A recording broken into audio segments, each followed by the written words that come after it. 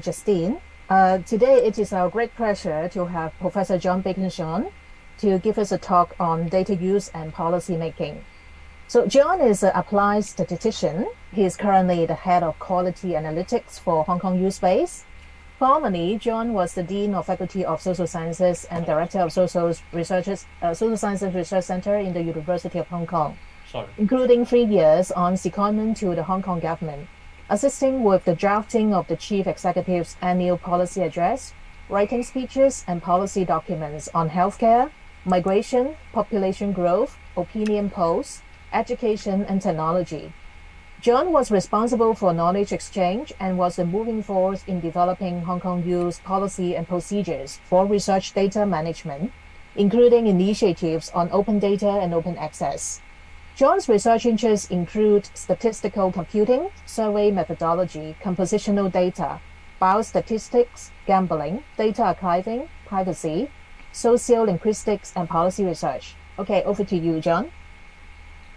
Thank you very much, Justine. It's my pleasure to be with you today, at least virtually. In fact, this morning it was raining extremely hard, so I was quite glad that I'm still at home, I'm afraid, rather than on public transport. Okay, so this talk, as I was explaining just now, is to some extent merging together previous talks I've given over the last couple of months. I gave a talk. The main structure comes from a talk I gave to Tang's diploma program, which he is running under HKU Space, which I think is, although I don't agree with Ronnie on everything, I think at least trying to encourage more systematic policy making in Hong Kong is a really important idea. It's not something I think the Civil Service College has fully taken into consideration.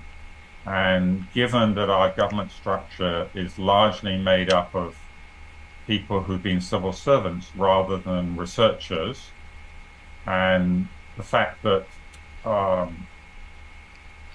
compared to other jurisdictions, I would say think tanks still play a much weaker role. So as Justine said, I spent 3 years working for the Central Policy Unit in its previous incarnation.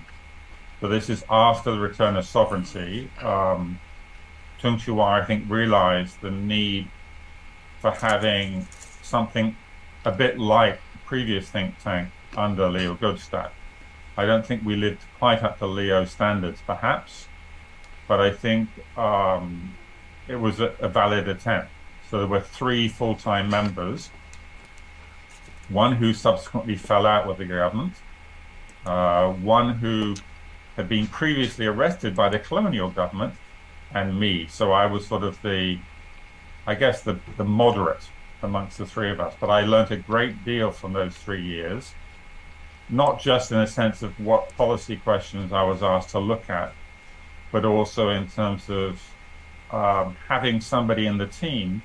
So we had somebody on secondment from Census and Statistics who generally knew what data existed.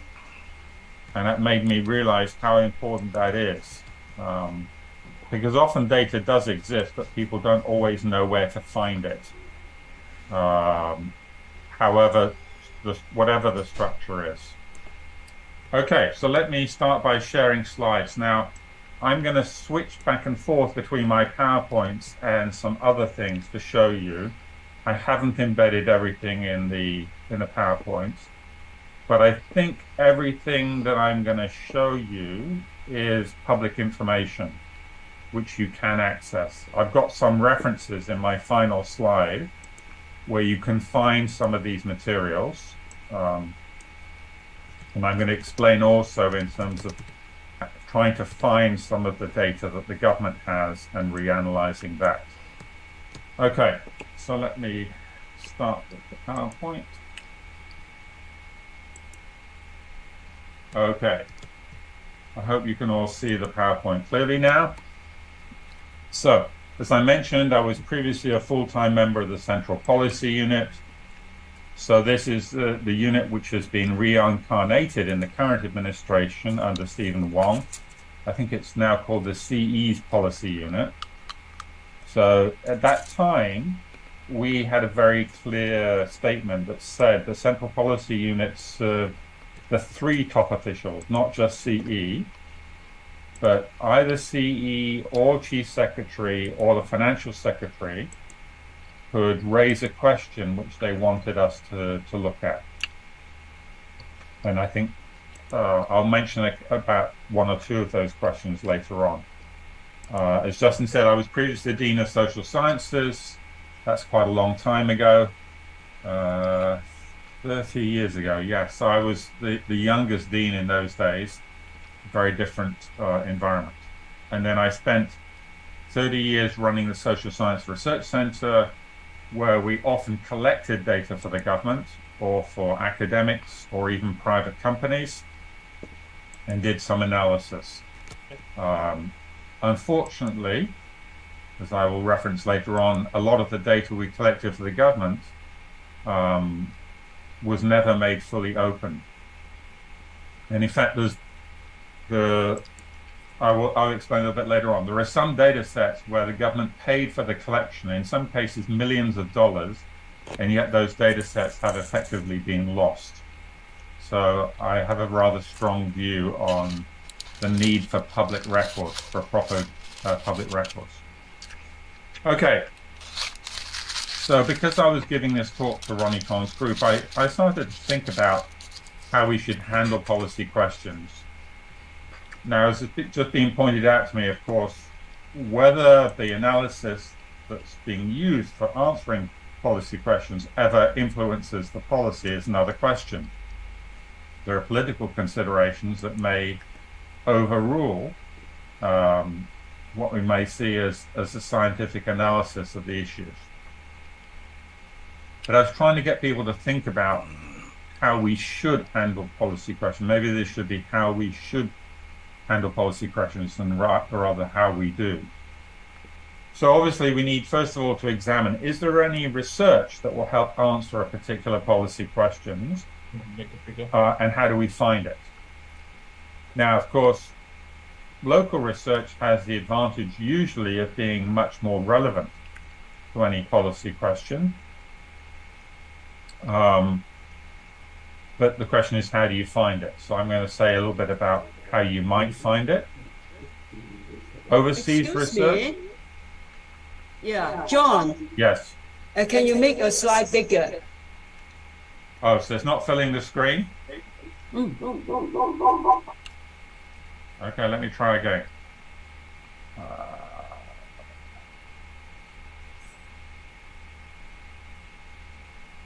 I'm going to exit.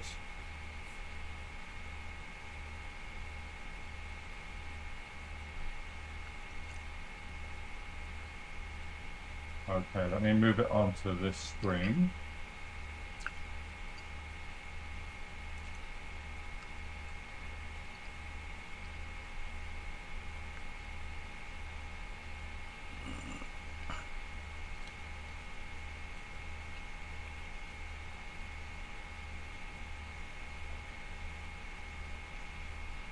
Okay, let me try sharing again from this screen.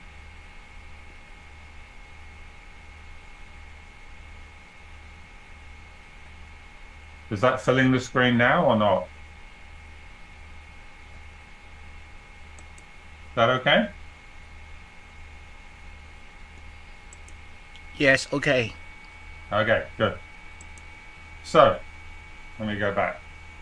So, obviously, we would like to use any research that exists to help answer a policy question, how to find it.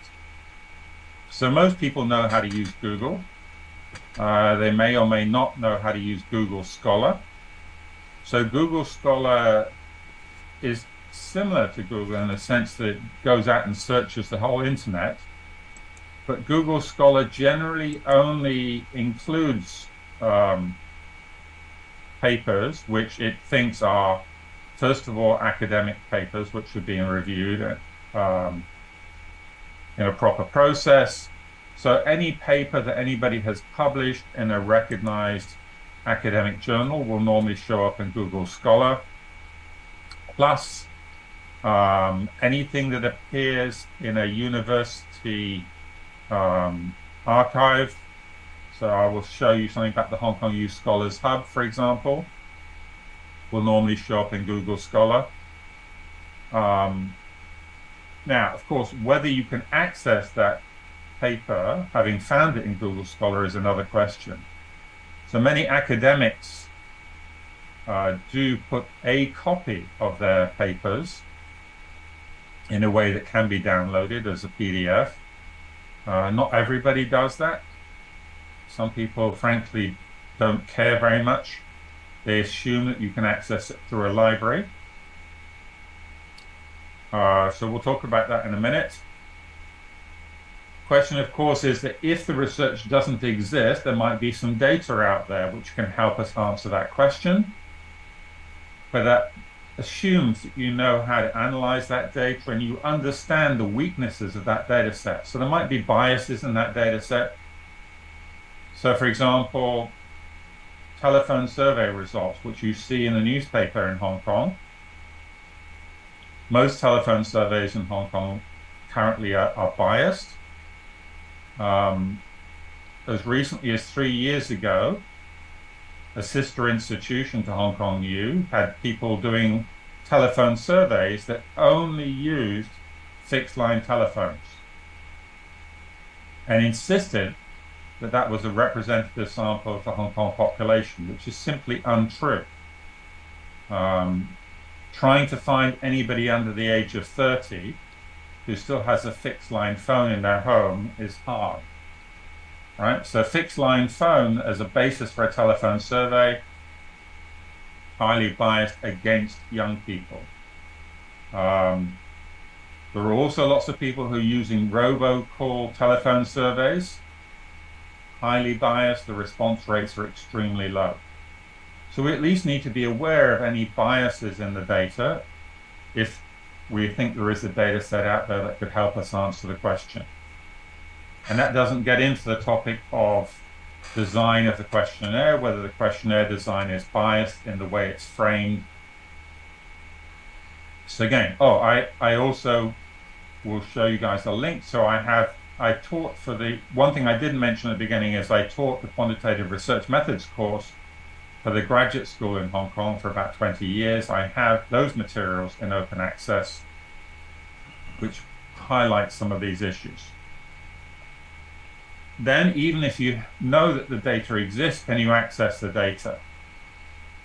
So one of the few things I'm proud of is that the public policy research scheme of the government, I turned up to one of their consultation events and they asked the academics present what they could do to improve the scheme. And I said, number one is to make all the reports open and to make all the data sets as open as possible. Somewhat to my surprise, they agreed.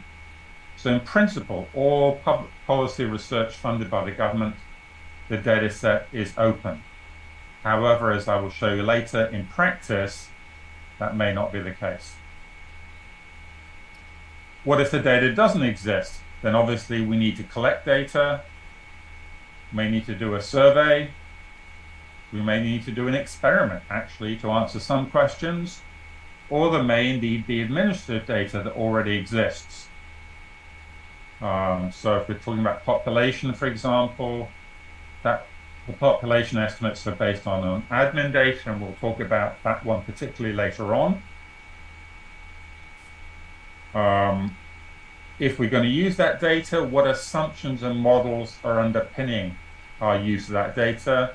Often if somebody has analyzed it, they may not have stated explicitly how they analyzed it. And lastly, a really crucial point is however experienced we may be as methodologists or as statisticians, do we actually have the domain expertise necessary to frame and ask the questions that are needed to answer that policy question? So if this was a question on language, do I have a linguistics expert? If it's on education, do I have an education expert? Those are really important However smart we may think we are, there's almost always important elements of that topic which are known by people in that field, which if we're not in that field, we may not fully understand. So let me just stop for a moment. Let's just have a look. I'm going to stop that share. Let's go into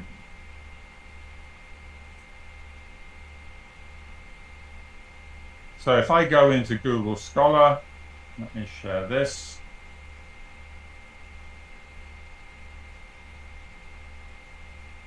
Let's make sure I go to the right page. Yeah. Okay.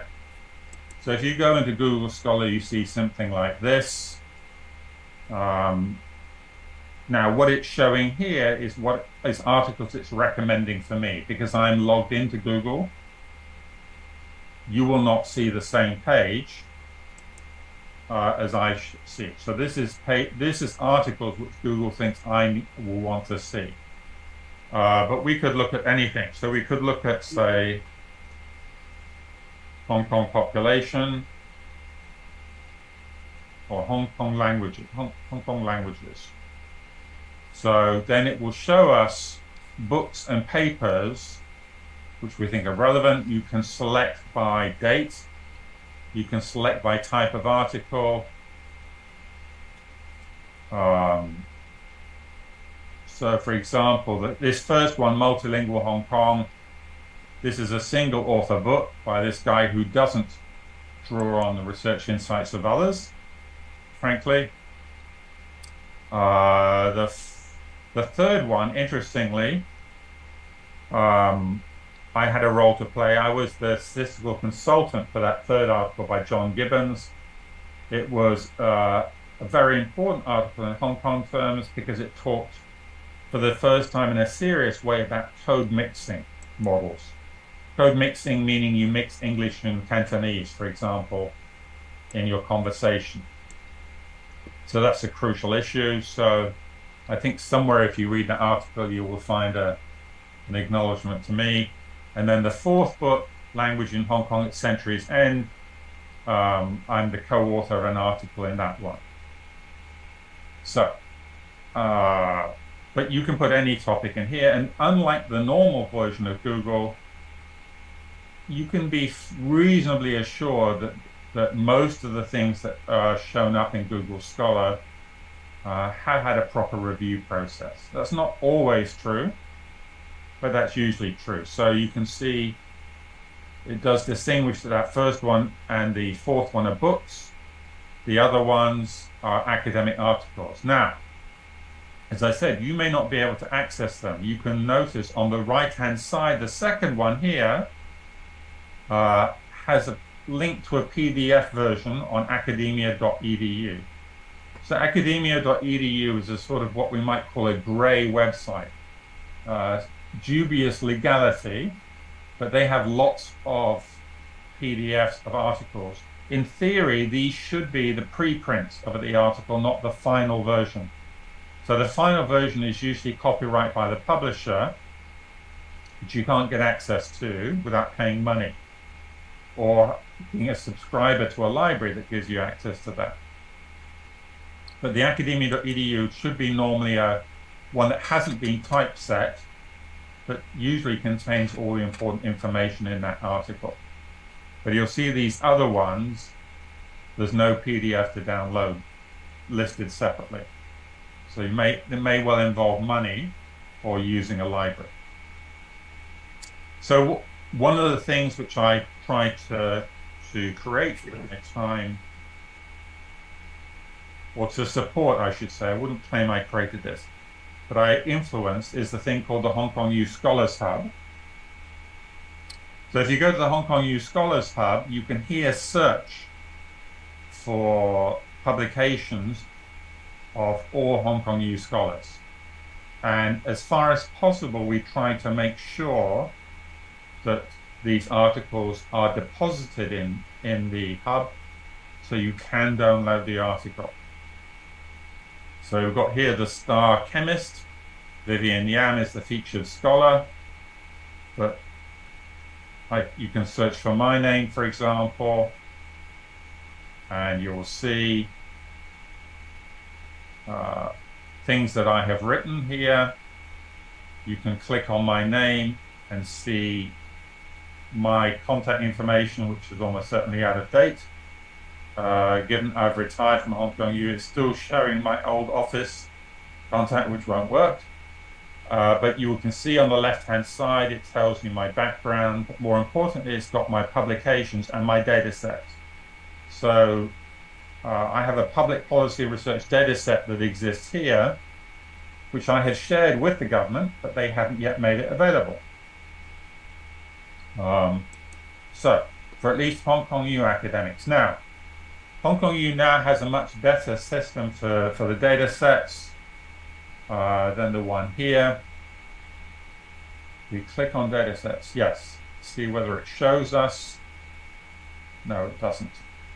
So anybody who's interested, Hong Kong U is using a very good system for sharing data sets. I believe Baptist also has a similar setup. The other institutions are a bit behind. So in my view, all the universities should have a proper system to let you deposit and share data sets. Unfortunately, for reasons I'll talk about later on, that hasn't happened to the extent it should have. Okay, so that's showing you two sources. Now, let me show you one last source. So this is public policy research. And this just shows you how clueless the government can be sometimes. So, previously, Hong Kong U used to have a link to my report of my public policy research that I did for the government. I think I have 3 completed public policy research projects. However, the government, in its great wisdom, decided a few months ago to change the website on which all these reports are stored. So they all used to be on the admin wing.gov.hk. Now they've switched them all to CEPU. Right? So every single URL across the internet that was finding these reports broke overnight. Nobody seemed to even notice that this was the case. So I insisted that Hong Kong U, instead of showing the link to the government's version of my report, actually place the report in the Scholars Hub itself. But I'm sure there are many others where you will find that the link has broken across the internet. So the Public Policy Research Funding Scheme doesn't require that you work in a university, but you have to work in a body that the government recognizes as doing policy research. And basically you have to have a finance office that the government recognizes as trustworthy for distributing the money to your research. And you cannot pay yourself from the Public Policy Research Fund, but you can hire people to do the research for you. You can use that money to both generate data sets, pay for access to the government data sets, and pay for the analysis of those data sets. So let's just have a look. So see, it's broken. So Google's link to the admin wing is broken because the government in its wisdom decided to take that away. This is the new link, the CEPU. So if you look here at the link for research reports, Public Policy Research Scheme, and you can search through here. Let's just quickly search for my name. So this is the one I'm going to, well, this is one of the ones I'll reference today. This is the first language study I did called Language Use, Proficiency and Attitudes in Hong Kong. But you can find this report in the Scholars Hub. And then further on down,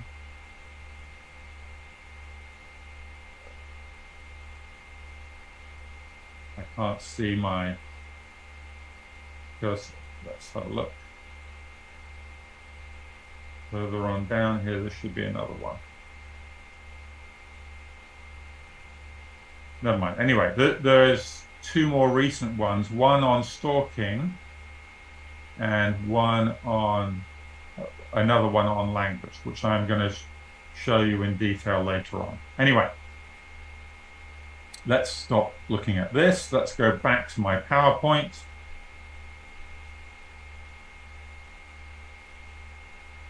And let's switch back to proper mode. Okay. So, what about government data? So what government data can we use? President. And there is four main things I want to talk about. The first two I'm going to explain in a little bit more detail. So census data. So census data, in theory, the census happens every 10 years, but there is a bi-census every 5 years.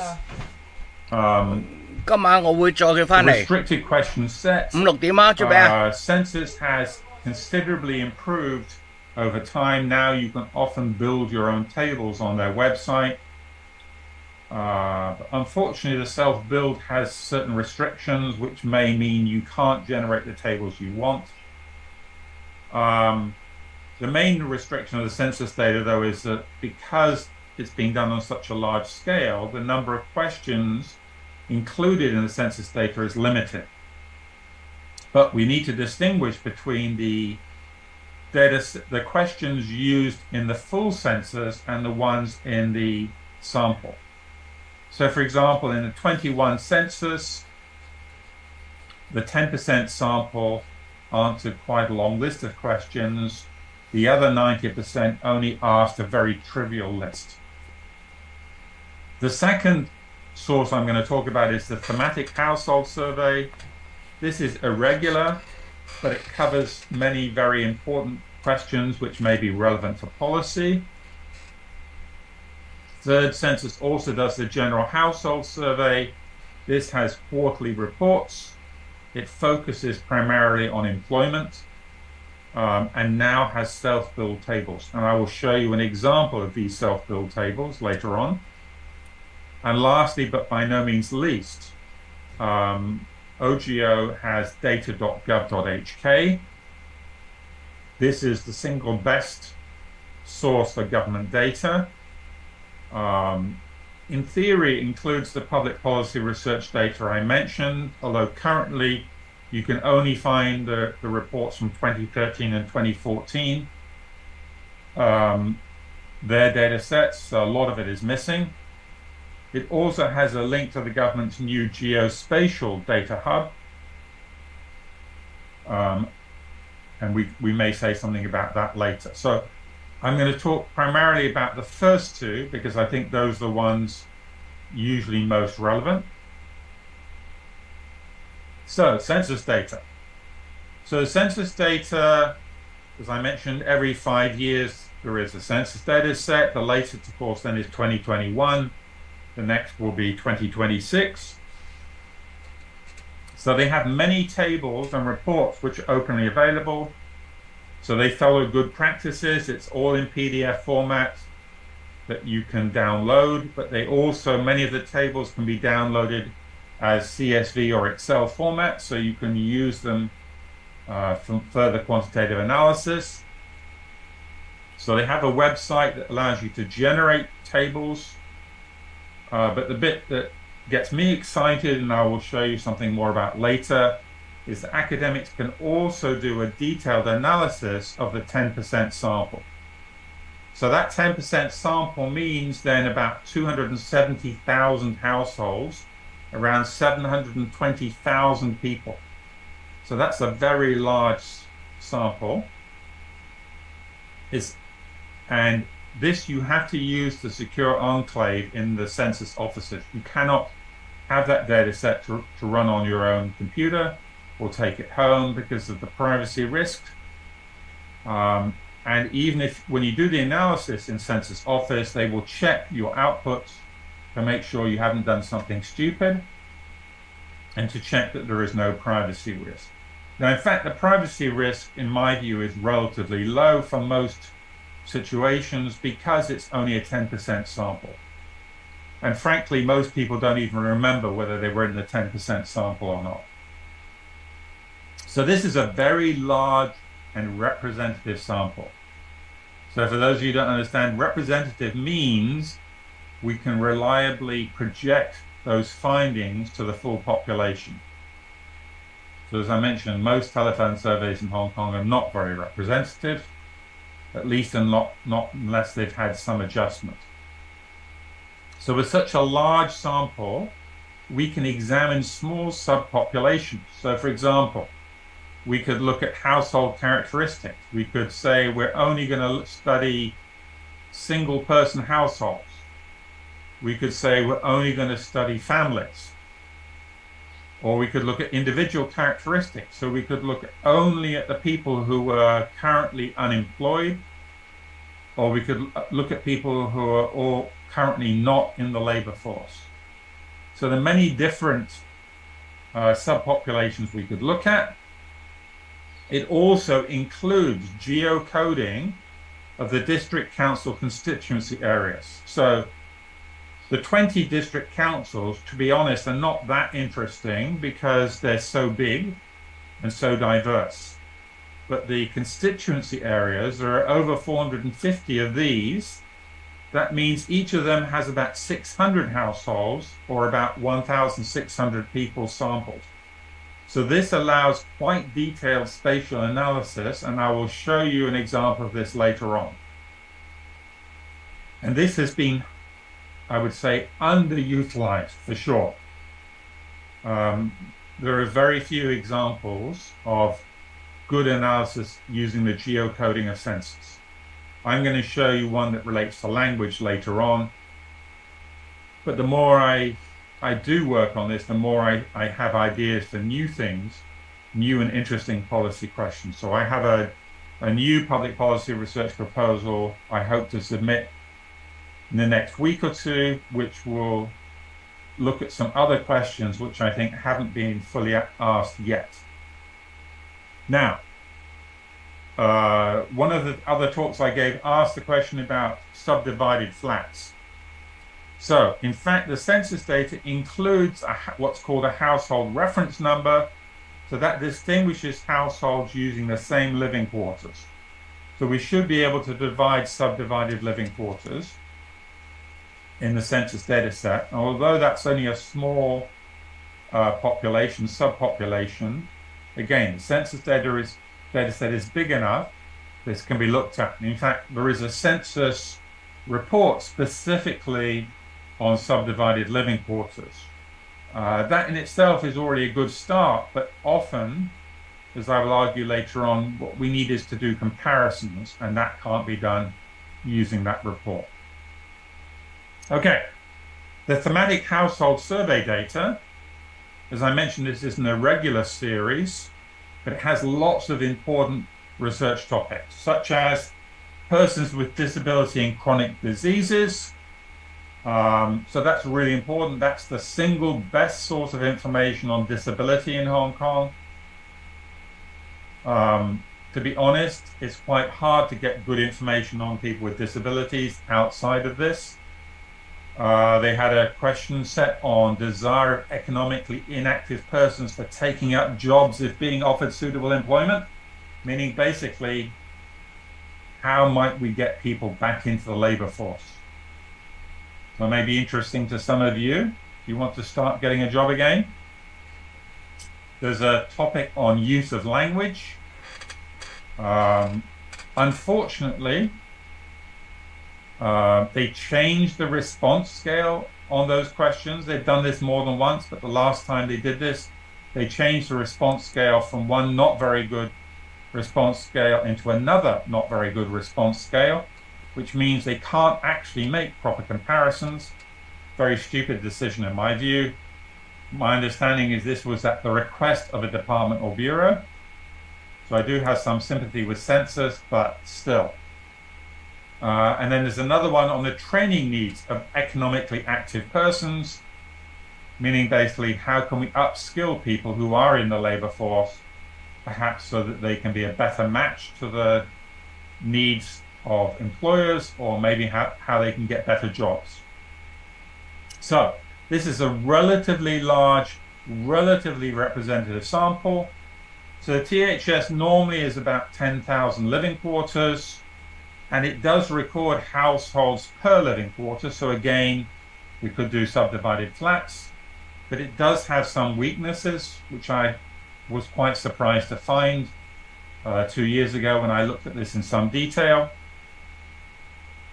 I'm hoping this is going to change. I've encouraged them that they currently don't record whether there is a foreign domestic helper in the household.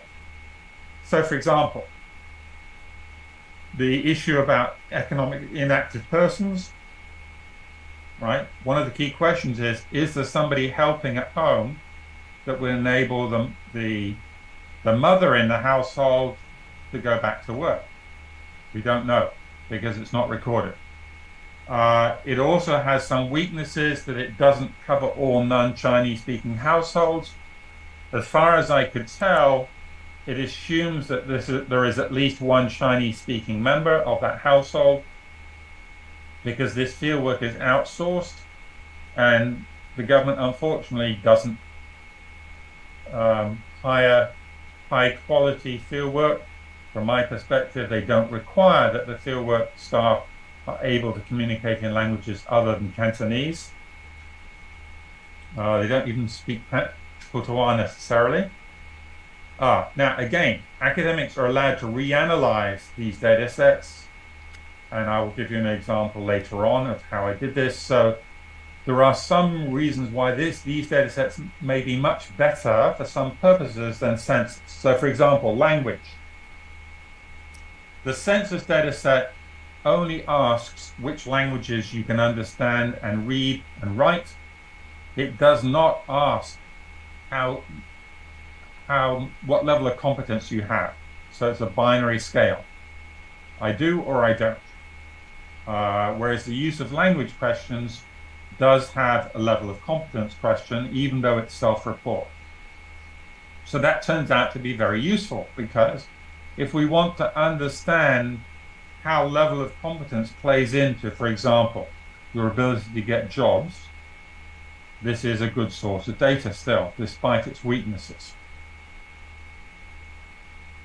Okay, so let's start looking at a few research questions. So I'm going to start with a reasonably topical one. How well did Hong Kong handle COVID?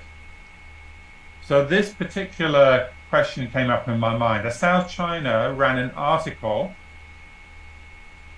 and the article made some good points, but the table in this article was drawn up by the journalists themselves, and the journalists clearly don't understand statistics, and they don't understand epidemiology. So let's switch, because I want to show you this table, but before we look at it, one of the questions is, what is success? Right? So what is success? So to me is, people didn't die is success. Right? I would argue that's the most fundamental version of success for COVID.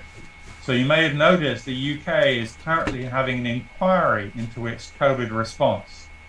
In Hong Kong, the government has declined to do this, which I consider to be a serious mistake. I believe Hong Kong should review it, not in order to criticize. So after SARS, you may remember, the Minister for Health resigned. And he was a very competent Minister for Health, and I think that was a serious loss to the Hong Kong government that he resigned. But I think the fact that we had an inquiry into SARS is one of the reasons that Hong Kong did a much better job at COVID than our competitors, right? Our competitive jurisdictions. I'm going to ask you the question, what do we know now affects COVID infections and deaths? In fact, I'm only going to look at one of them. Obviously, the two main interesting things, of course, are vaccination and masks. Unfortunately, on masks, even the academic literature has problems. And what is missing from the SEMP table from a purely statistical view. So let me exit from this again and find the South China article to show you. Where are we? Okay. So I'm going to show you two things. So we're not going to look at, so this is written by an academic at UST. who also is clearly not an epidemiologist or a statistician. So maybe I think he believes he's a policy analyst, which he may well be. I'm not going to take you through all of this. I just want to scroll down to the table. Okay, can you see the table? So, it compares Hong Kong, Singapore, Japan, and South Korea. Okay? So I need to move my Zoom bits off my screen so I can see. And Malaysia, right? So it compares Hong Kong, Singapore, Japan, South Korea, and Malaysia. What's the first line? COVID deaths. Well, this is a terrible basis for comparison. Why? I hope you all know what the answer is. Because Hong Kong and Singapore are much smaller than Japan and South Korea. So the implication that Singapore did a wonderful job simply because it had fewer deaths is in itself not a reasonable basis. All right? Now, we can say, yes, the third line is a much more reasonable starting point. COVID deaths per 100,000 people. Right? So this indeed does show that Singapore did well. Now, there are some problems with how we counted COVID deaths. Right? So, in some jurisdictions, if you had had COVID in the I think it's preceding 2 or 4 weeks before death, you were registered as a COVID death. In some jurisdictions, they basically had to find COVID-driven pneumonia in your lungs before they registered you as a COVID death. So almost certainly the COVID deaths in some jurisdictions, such as the mainland, are a massive underestimate, and in other jurisdictions such as Hong Kong and the UK, almost certainly was an overestimate. So, to be fair, he does also have estimated excess deaths. So this is basically saying how many people died during the COVID period compared to how many we would expect to die over that period. So how do we work out how many we expect to die? So we look primarily at age and sex specific death rates normally. So if you look at, say, the 5 years prior to COVID, how many people died in each age and gender group per year in that 5-year period? Match that to the demographic profile at the beginning of COVID. How many people would we expect to die during the COVID period, and how many actually did die? Now, of course, here there's a slight problem. He says excess deaths, but he doesn't actually say very clearly. If I understand correctly, it's excess deaths over the 3 years of COVID. Okay? So, again, excess deaths alone is not meaningful. Excess deaths per 100,000 people, this is much more reasonable. So this shows you, actually, South Korea did as well as Singapore. Right, so South Korea and Singapore arguably did the best with about 80 excess deaths per 100,000. Then comes Malaysia with about 110. Then comes Japan with 130 and Hong Kong with 189. So you can see actually on excess deaths, Hong Kong didn't do particularly well. However, to trade off that, we did not have lockdowns, right? At least in theory, although of course we did restrict public life in many ways. Now, one of the things that's missing from this, of course, is those 100,000 people, what's their profile? So one thing that was quite clear in COVID is that elderly people were at greater risk. So how many elderly people were there? So in fact, you can see Japan has far more elderly people than any of these other jurisdictions. So in fact, that 132, although it's the second worst in Japan, actually, given how many elderly people they had, maybe that wasn't too bad. And then lastly, you've got GDP growth. So Hong Kong looks the worst there, but that's GDP growth in 2022, which I would argue is a very strange way to evaluate the economic outcome. So at the very least, to me, they should have compared the 2022 back to the pre-COVID GDP. So this is, in my view, a very strange way to evaluate the economic outcome. Okay, so now let me show you something very different. So this is using data which is publicly available. Now I've got to find my chart. Got to find the correct chart. Okay, so this is based on the case fatality rates which the government published. Let me share this. Okay, so can you see my chart? Okay. So this is showing you data from January 2023, January 29th, 2023. I think this is the last data set that the government published. So I took that data, restructured it, and represented it. So this is showing you how many people died per 10,000 by age and vaccination. Okay? So this is saying amongst the people who got COVID, what proportion of them died. So this is numbers per 10,000. So the line about the middle of the graph says 1,000. So this 1,000 means you have a 10% risk of dying if you got COVID. Sort of halfway between the two bottom lines is 100. That would be a 1% risk of dying. Okay?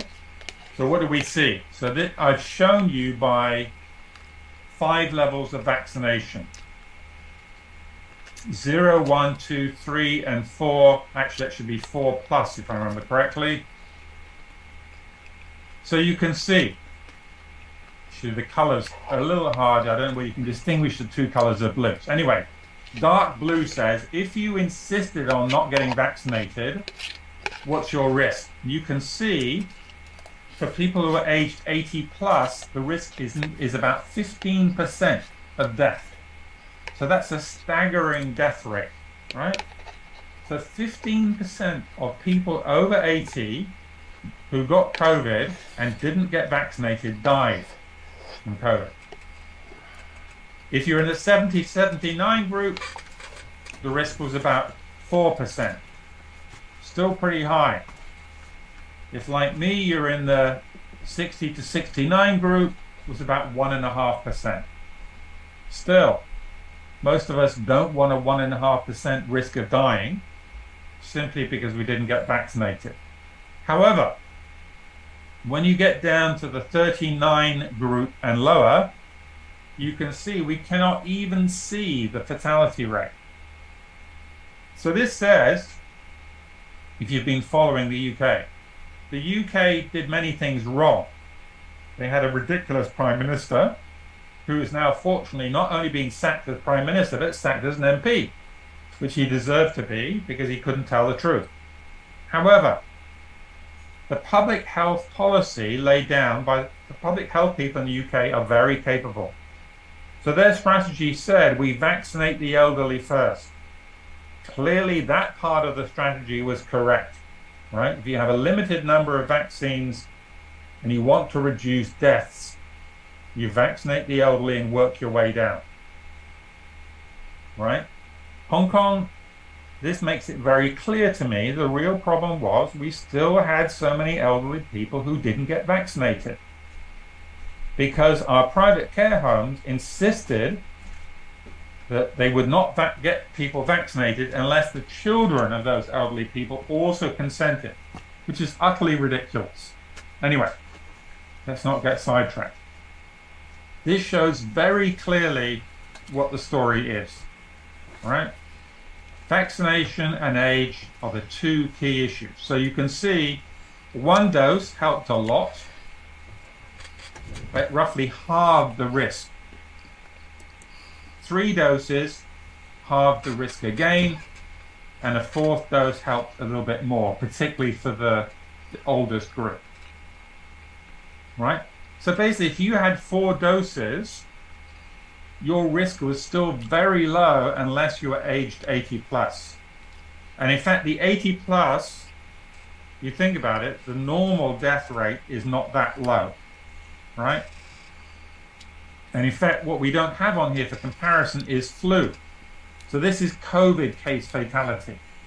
But one of the interesting things is, because we all were going around wearing masks, the flu fatality rate in Hong Kong was very low during COVID, because the masks not only reduced the risk of getting COVID, they also greatly reduced the risk of getting the flu. And each flu season, many people aged 80 and above die from flu, because many of them do not get vaccinated. Right? So for those of you who are in my age group, I encourage you to take your yearly flu vaccine. This indicates how much this type of disease, which affects the lungs, really has a very strong age effect. So if I showed you the graphs for the flu, obviously the fatality rates would be much lower, but it would again show that vaccination is the key thing to reduce your risk. Okay. I think that's enough about COVID. Let me go back. So, what is my point? My point is, people who think they understand the story and what data is relevant don't always understand it. So this guy, at least, he did understand it. Looking at, say, GDP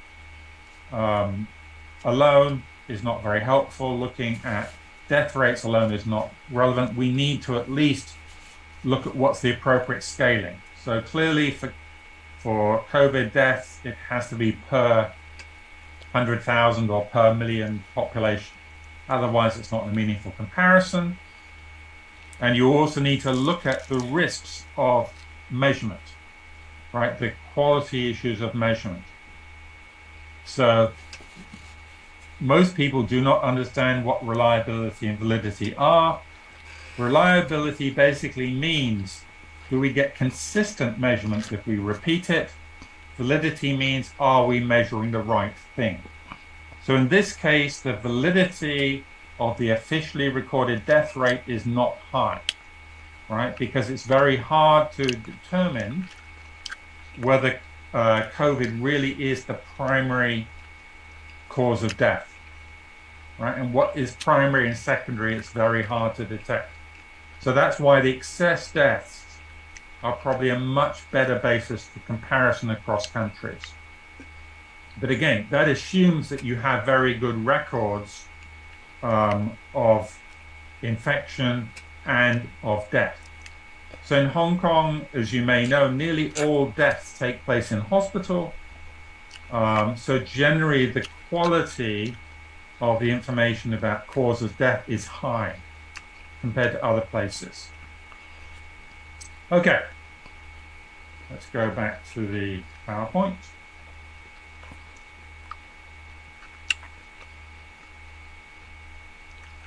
Right, so let's look at another question.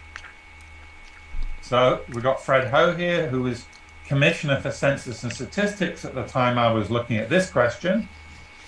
So I mentioned I was working for the Central Policy Unit. So, and that we could be asked to look at questions by any of the 3 clients, meaning Chief Executive, Chief Secretary, Financial Secretary.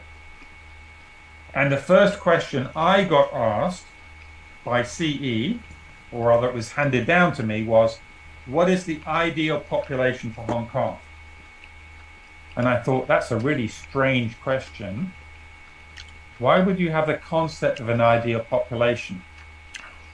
And I then gave it a little bit of thought. So I'm trying to work out what does he mean by asking me that question? But then I remembered. So as you may know, Tung Chee-hwa, his academic training was as a marine engineer. I think University of Liverpool, if I remember correctly. So this is the sort of question an engineer might ask, right? You're designing a ship. What is the ideal size of a ship? So if you make the ship too big, then it easily breaks. So Titanic, we've just been reminded of again this week through a very sad event. Like if you make the ship too big, it's relatively easy for that ship to break up. If you make it too small, it costs too much to run the ship in order to deliver the cargo. So it's an optimization problem. So that begs the question then, what do we mean by the ideal population? And in the paper I wrote, I tried to persuade him that this is maybe not the key question. But I said, so Hong Kong is a very unusual place because it's essentially a city-state, although we're not an independent city-state, but it is essentially a city-state like Singapore. And we can look at other cities in a similar situation. So normally we compare with Singapore, but in fact there are other cities which have certain similarities. So we had a seminar in the Central Policy Unit where the mayor of San Diego came to Hong Kong. So San Diego actually has a number of similarities to Hong Kong because it's right next to a border. And a key element in San Diego is people crossing the US-Mexico border. And whether people travel across that border on a daily basis to go to work.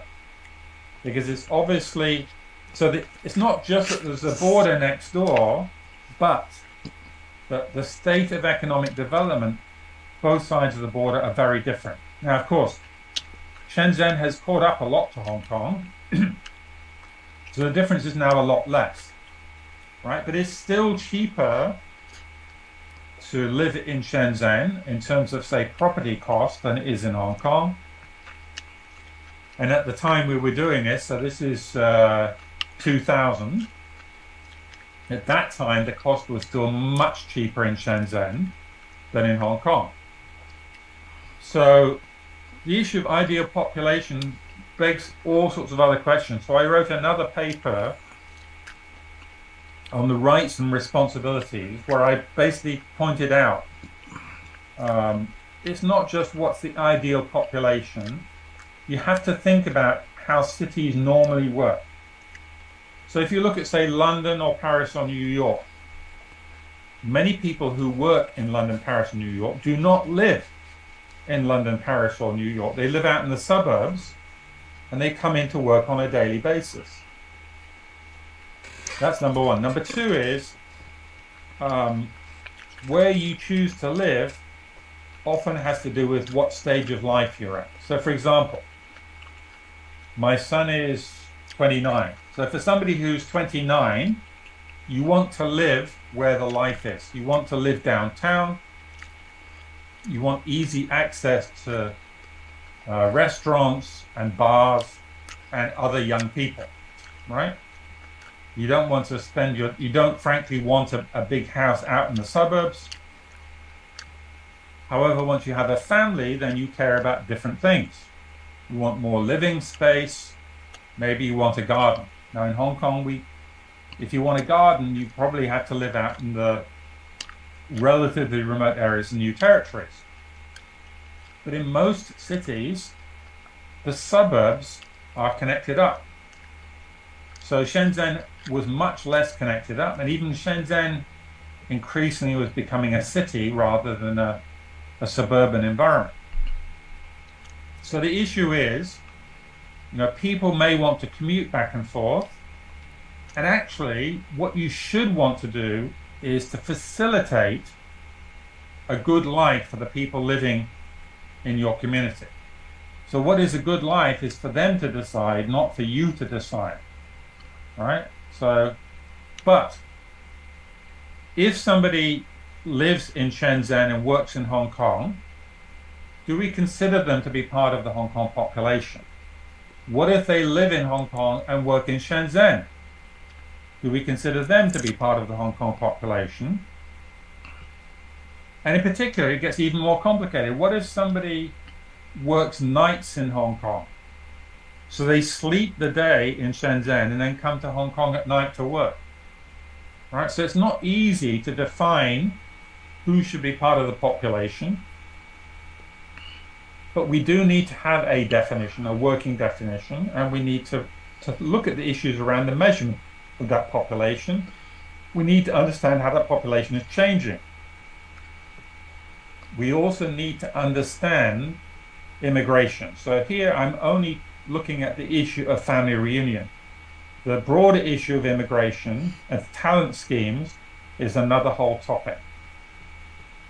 And interestingly, so one of the issues is when we were looking at talents, we tried to compare with Singapore, and we talked to the top academic on immigration in Singapore. Unfortunately, she could not share her findings with us because the Singapore government would not let her share her research. So let's just say sensitivities are different in different places. In Singapore, the sensitivity is anything that has to do with race, because the Singapore government basically prioritized Chinese talents, not talents in general. That also then begs the question, how do we predict the future population and what assumptions we need to make? So that basically means assumptions about immigration, assumptions about fertility, and assumptions about death rates. And then lastly, what does the government need to do in order to respond to those changes? So that basically means what infrastructure. So, for example, one of the things I looked at for CE was the land supply in the coming years and whether that land supply, how insufficient that land supply was if we assume certain densities of property on that land. So obviously this sort of work had been done by the people in planning department. So I didn't have to go off and do the research myself. Sorry, I jumped out of here. But I could go and find what I thought was the most relevant bit of what planning department had done in order to give some broad oversight. So a lot of their work is very detailed about specific types of infrastructure. But I went and asked them questions about what their current estimates were for the land supply and for the need for that land, for the population. So let's have a look at some of the data. I want to just show you one aspect of this. We're going to look at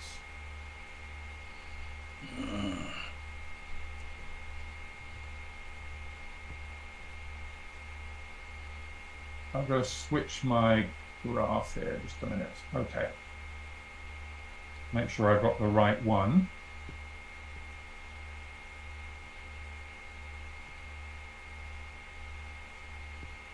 Okay.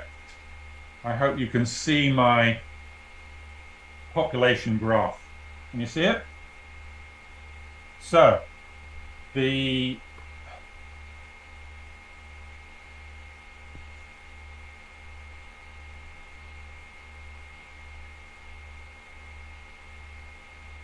this is showing you a graph of 4 sources of data about population.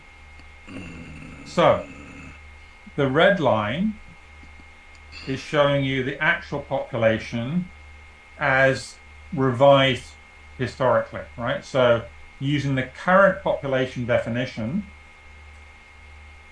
the red line goes back to about 1995. The purple line is the actual population as stated in 1998. So the population definition changed in 2000, right? So before 2000, the purple line was the official population of Hong Kong by year.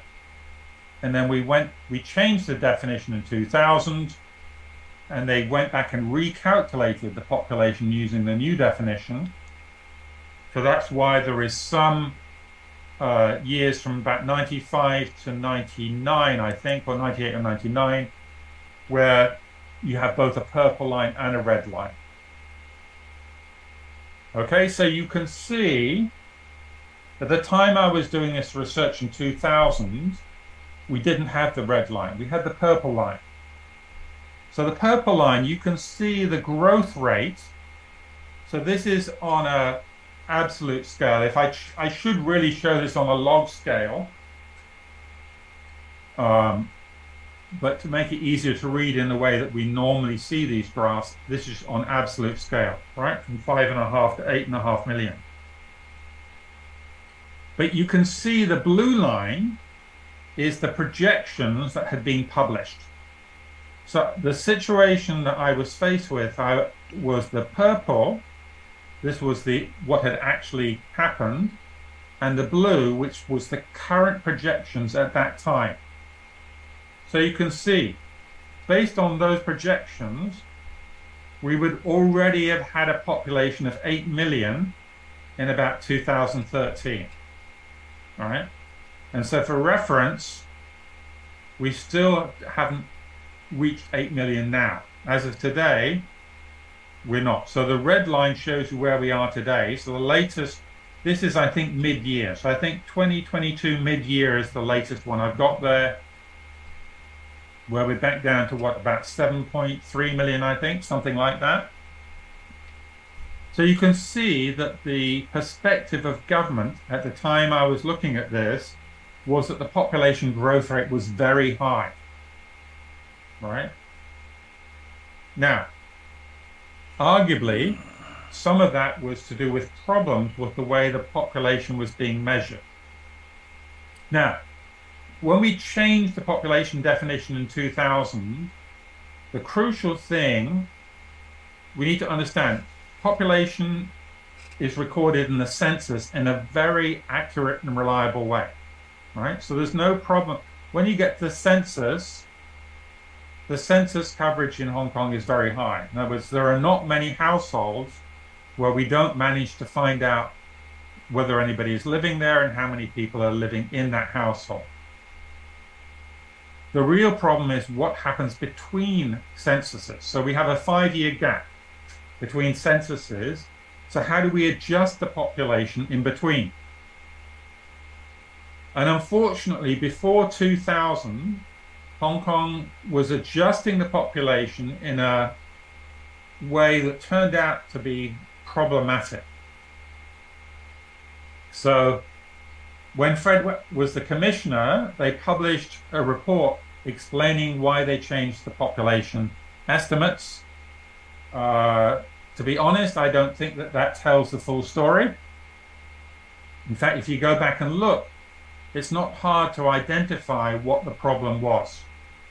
So the problem was that historically, Hong Kong, in its colonial days, whether you think it was a colony or not, doesn't really matter, but the pre-1997 period, Hong Kong made a distinction in the way that it adjusted the population between people who left Hong Kong for the mainland and people who left Hong Kong for everywhere else.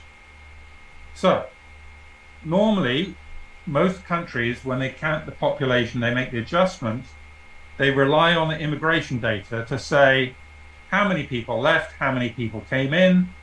That's the adjustment we make, okay? So if in a particular month, 100,000 people left and 110,000 people came in, we would say the population has an increase of 10,000 due to in and outflow. We might also have 5,000 births and 4,000 deaths. We would have another increase of 1,000 due to births and deaths. So we know how much we need to correct. Now, if it was as simple as that, Hong Kong would not be in trouble, because we generally know, so since the one-way permit scheme was introduced back in 1980, Hong Kong generally has a very accurate estimate of how many people come in and out, right? So pre the one-way permit scheme, there were people swimming across Mers Bay or coming in on snakehead boats.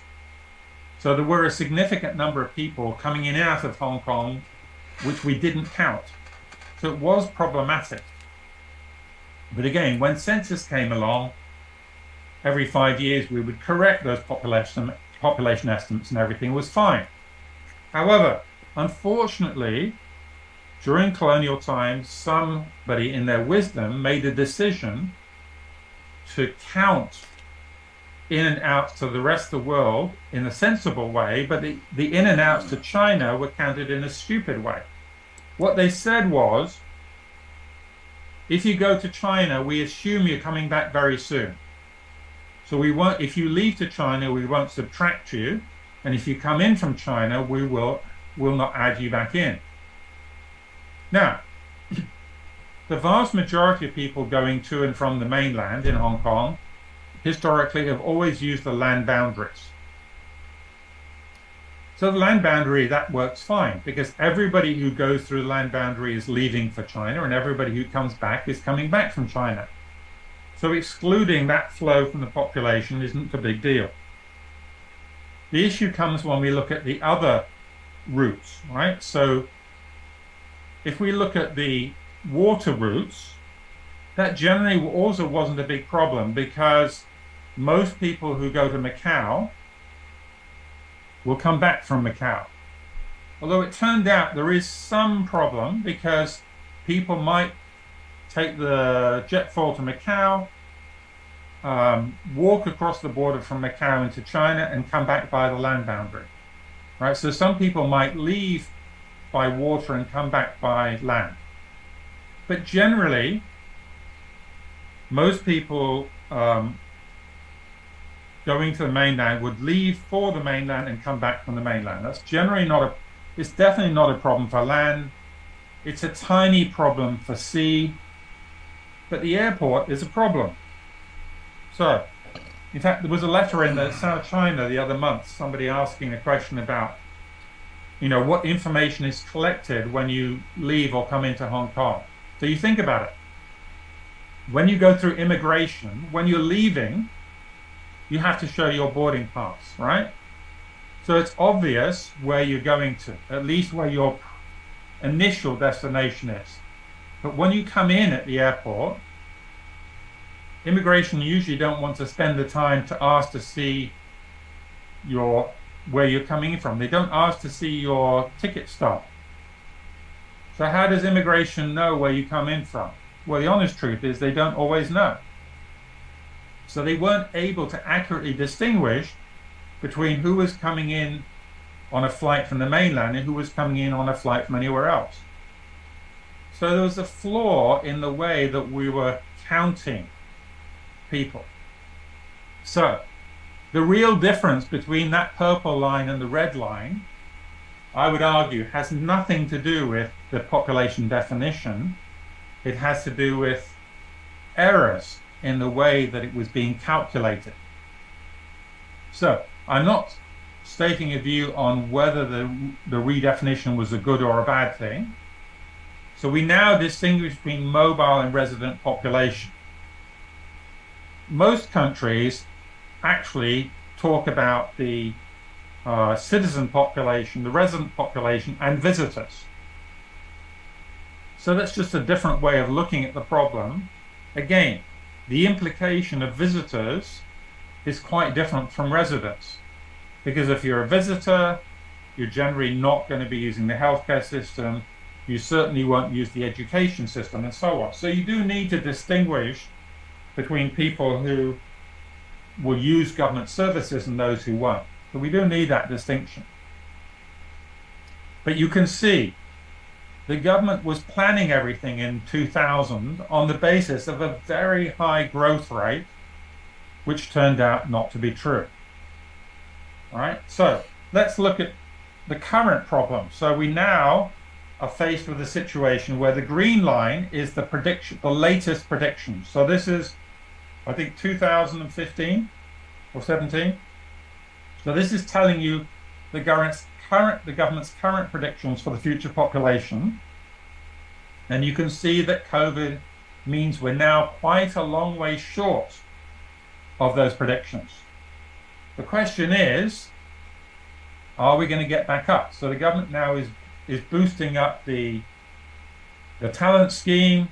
I think they were claiming they've got, what, they're expecting 100,000 extra people. So let's say that the talent scheme gives us a boost of 100,000. You can see that will not bring us back to the green line, right? However, the reality is, as Hong Kong gets back to normal, we're looking at you, Cathay Pacific, right? Well, the red line may almost certainly will start to bend up again, but probably the assumptions will need to be adjusted. Now, the way the calculations are done for the green line, there's essentially two parts. Again, the immigration flows, as we mentioned, which is the part which is very hard to predict, and the part which is births minus deaths. Now, births minus deaths, as we've just discussed in the COVID situation, wasn't what we would expect during COVID, right? We had far more deaths during COVID than you would expect. That was the whole point, those excess deaths. So the relatively sophisticated methods that Census now uses for predicting births minus deaths turned out not to work well thanks to COVID. So they will have to recalibrate those models after COVID, because we now have lost quite a lot of plus 80 plus people in Hong Kong. So that will mean actually when the flu season hits next winter, we may well have less deaths because some of the most fragile people have already died. So we have the survivor effect. So there are a number of complicated questions that we need to look at. Okay, I think that's enough on population. But we can now, we can come back to a related issue.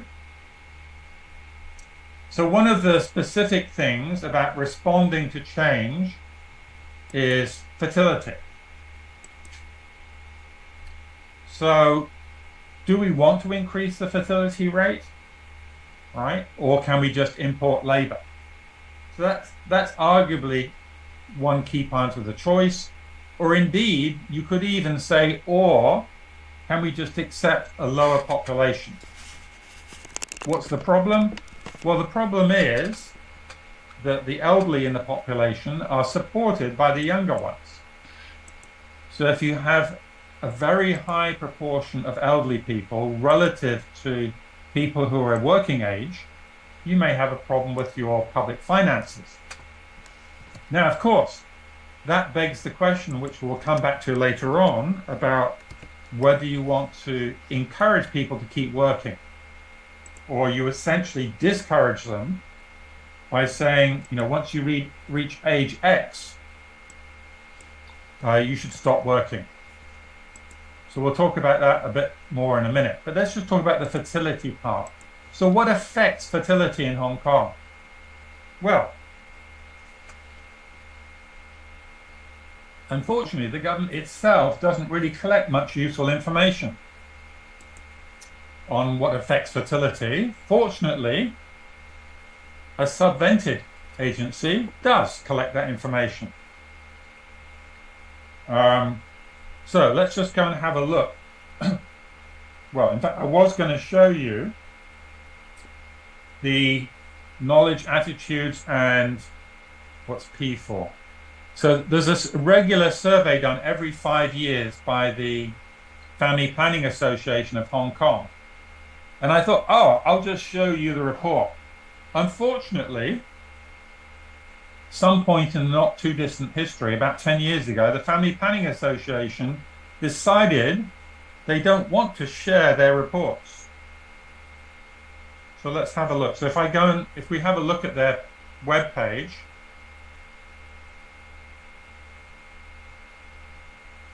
so again, we'll come back to this later on, but this says to me, this is what you shouldn't be doing. So let's have a look at their page. I've lost my... That's the problem with having too many windows. I can't find the right window.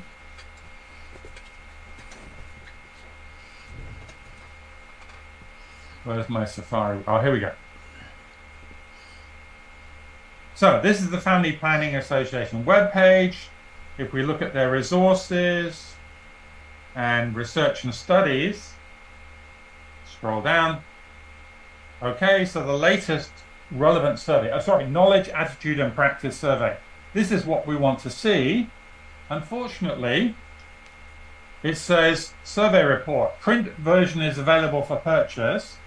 What it doesn't tell you is the soft copy is not available.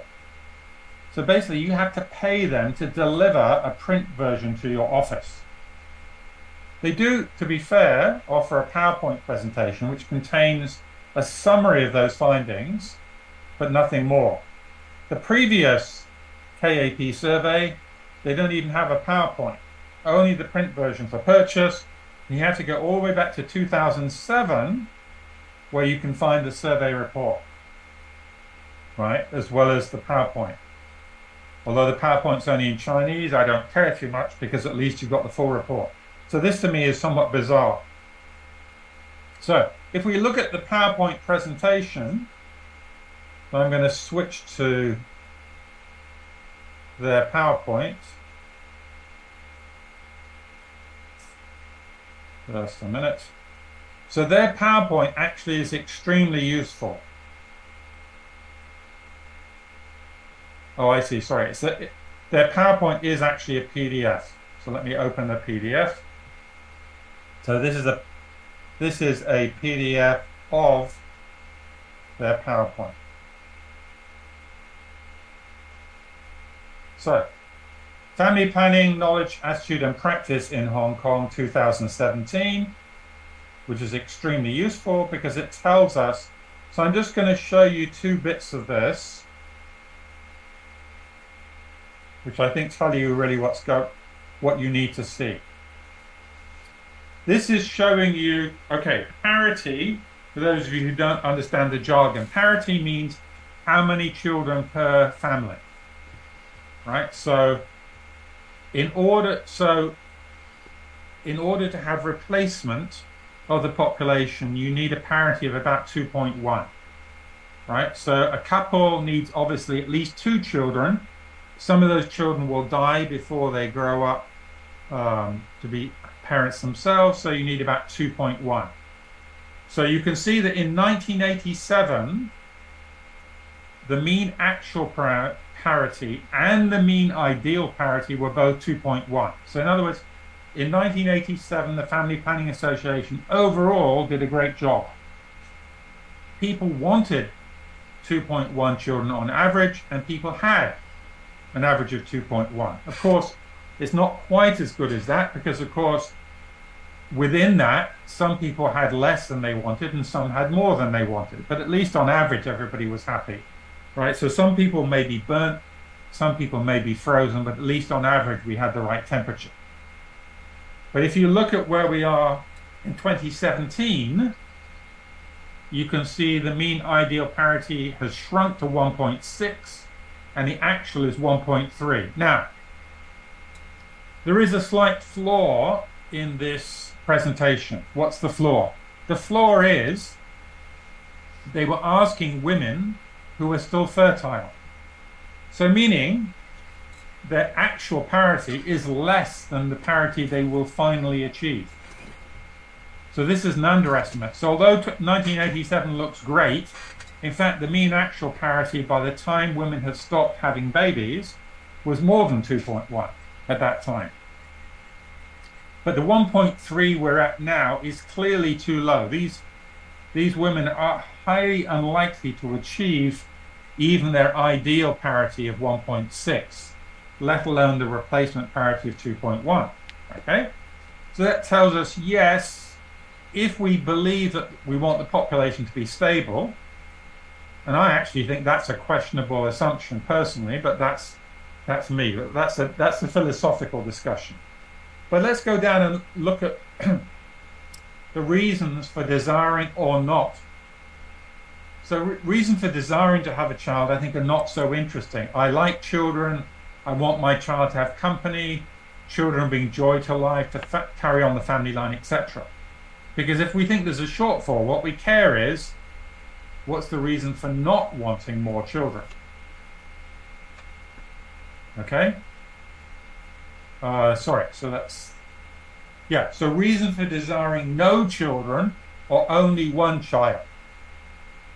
So, you've got the story for both males and females, and for those who prefer no children or one child. So clearly for the ones no children, you've got about half saying too much responsibility and about half complaining about the financial burden. So this adds up to a lot more than 100%, of course. But you can see the top three reasons are responsibility, burden, and I want more time and space for personal development. So that's women with no children, who prefer no children. Women who prefer one child, the primary reason is burden, financial burden, followed by responsibility, and then living space is the number 4, right? So you can see money and space clearly are relevant. So those are areas where arguably the government can intervene, right? By providing more financial support for families with children and providing more space. So actually, we know pretty much. And in fact, for most cities, you will see a fairly similar story. So my understanding, for example, is in the mainland, if you look at mainland cities, there's a similar issue. Well, of course, the mainland previously had the one-child policy. So I would argue Hong Kong shows, the mainland, you didn't need to require a one-child policy.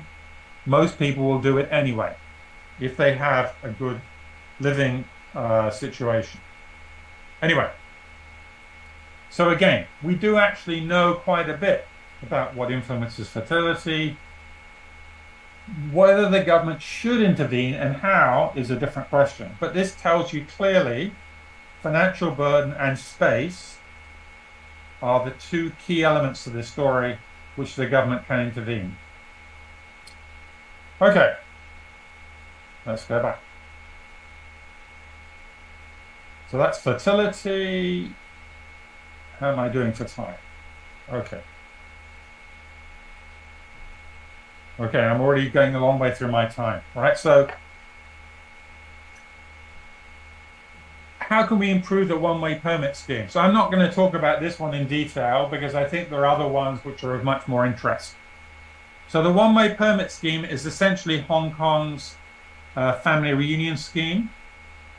So I wrote a report on this together with several colleagues. So Yit from Hong Kong U, Joanne Lam from Baptist, and other people. This is, I would say, the one-way permit scheme is generally misunderstood by most Hong Kong people because they still had a perception that it's largely uneducated women coming to Hong Kong. While that may have been true 30 years ago, it has not been true for a very long time. The majority of people coming to Hong Kong are educated women. There are also some educated men coming in the one-way permit scheme. And arguably, we do have a moral obligation for family reunion, I would argue. That's largely been missed. So, and there is data, we have data from surveys done by the government which tell us quite a bit about the people coming in. However, the reports written by the government itself were sometimes misinterpreted. So, for example, the education level was misunderstood because the tables that people looked at included children together with spouses. So obviously, most children coming to Hong Kong will only have primary or secondary education because they're young. So people misunderstood and thought that, oh, this is all the spouses have low education, which was generally not true. Anyway, there is I will show you a link to the report we wrote. Now that report is arguably outdated, but I would argue the one-way permit scheme is outdated. It should have been closed down at least 10 years ago. Anyway, we can come back to that in Q&A. How can we increase the labor force participation rate? So this one, I want to show you some of the tables that Census provides, because I think these are really very interesting, but unfortunately not quite what we want. So let's have a look at some of their tables. Now I've got to find the right one to show you. Right, so we're going to first of all look. Just a minute, let me try to share again.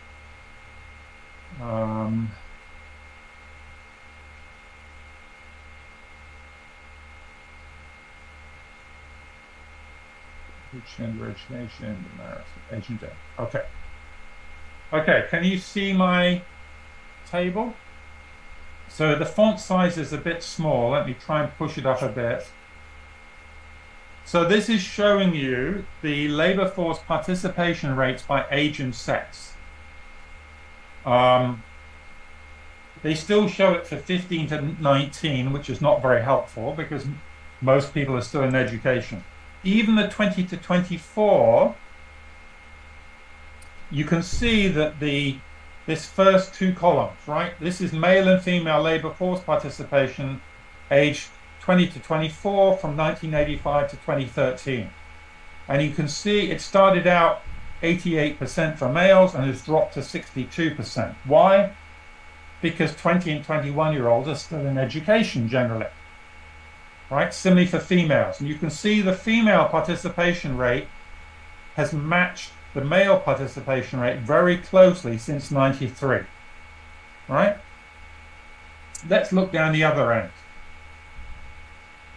So 65 and over is problematic because you've got retirees in there, but you can see that the participation rates are starting to go back up again.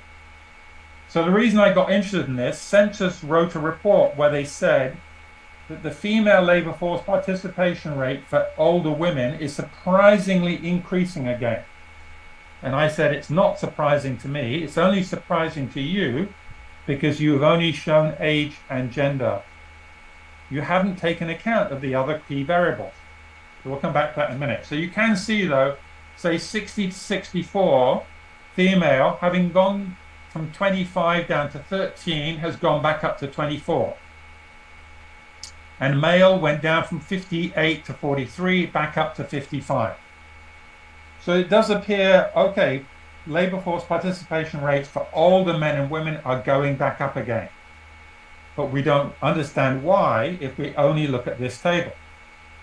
So let's switch to another table.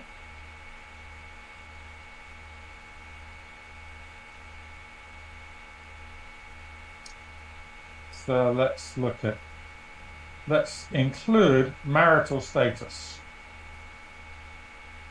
Get the right one. Here we are. This one is age, gender, and marital status. Blur this one up as well. So, never married, 25 to 39.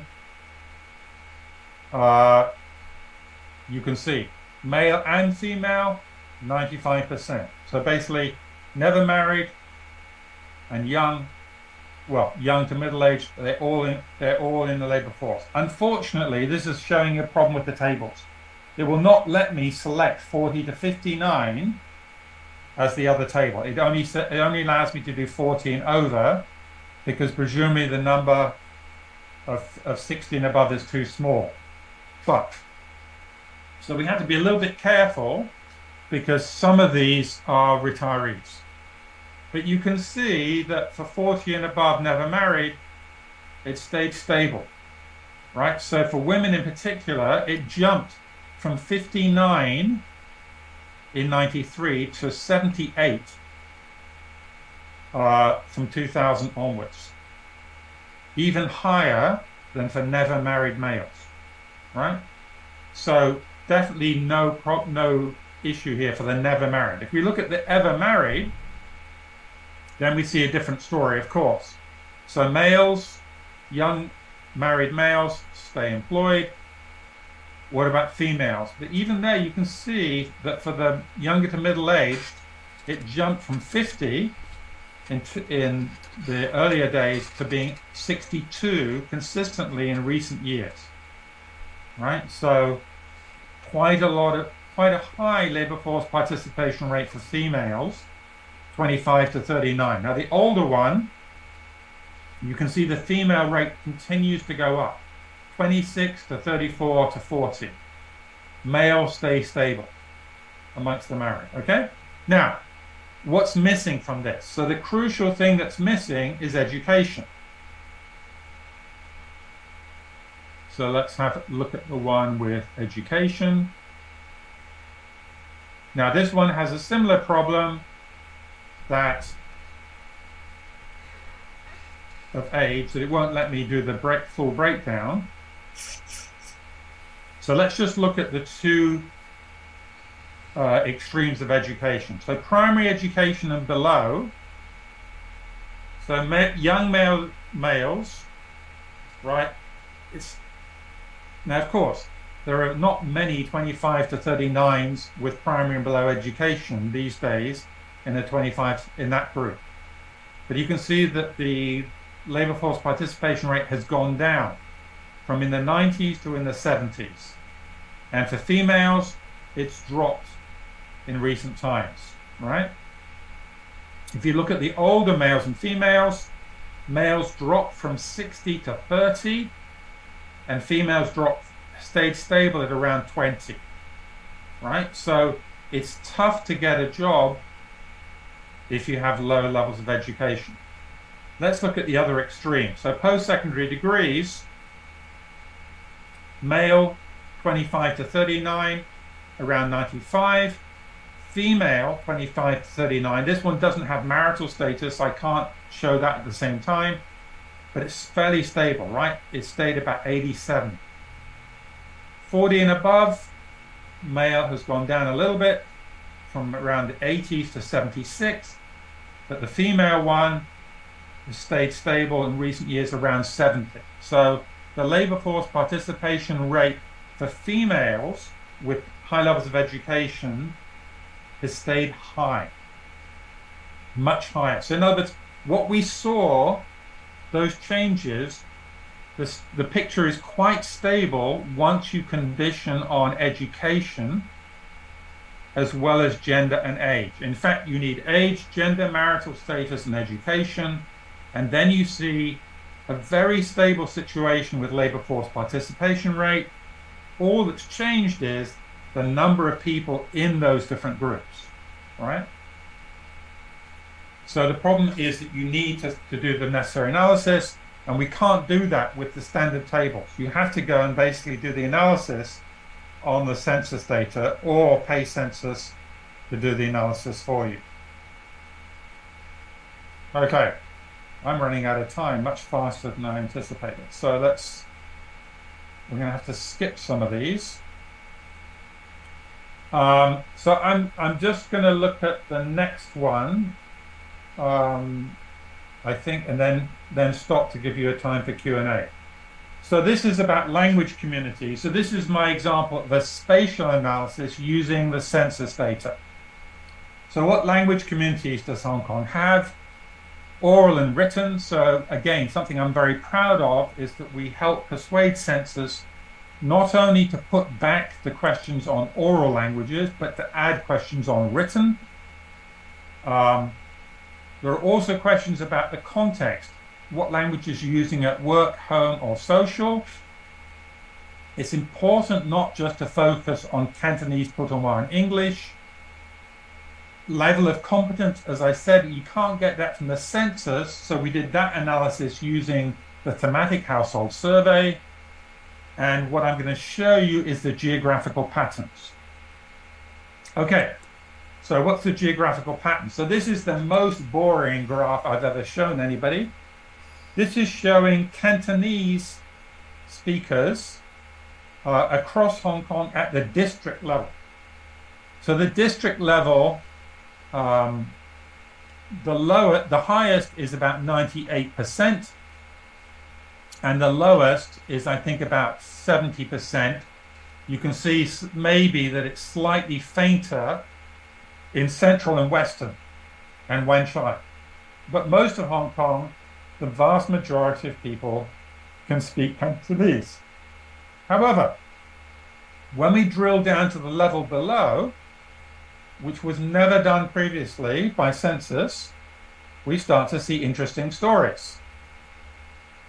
So let's have a look. So this is looking at Sham Shui Po. So I'm going to show you the results for two districts, which are very interesting. Sham Shui Po is interesting because it has lots of poor people living in poor quality private housing, including subdivided flats.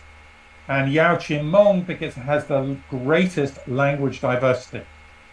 So this shows you, for example, that Lai Chi Kok South has the highest proportion of Punjabi speakers across the whole of Hong Kong. It's still only about 2%, but you can see that compared to the next constituency, there's basically nobody speaking Punjabi in most parts of Sham Shui Po except in Lai Chi Kok South. So if you want to find a Punjabi speaker, that's where you should go. If we look at Vietnamese, it turns out that the highest proportion of Vietnamese speakers is in Nam Chong Central in Sham Shui Po, right? 2.5%. If we look at Yao Chin Mong, and you look at Jordan North, we have the highest proportion of Nepali speakers in the whole of Hong Kong, over 30%. So 1/3 of the people living in Jordan North speak Nepali. If we look at Hindi, Yao Chin Mong has the highest proportion of Hindi speakers anywhere in Hong Kong. So about 1 in 7 of the population in Tsim Sha Tsui Central speak Hindi. So we can clearly do interesting things. So the remaining slides I'm just going to flick over fairly quickly. So one of the things that came out of this other talk I gave was trying to identify deprived groups. So who might be deprived? It could be recent arrivals from the mainland, it could be ethnic minorities, living in subdivided housing. Those have all been looked at by census in special reports. Or it could be minority language speakers, which I have looked at.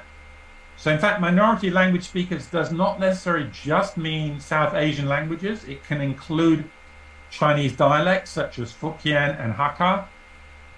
What are the geographical patterns? So we can construct maps just like the ones I showed you. Oh, I didn't tell you one crucial story. So to draw these maps, when I drew them, Lands Department wanted to charge me money for the data for these maps.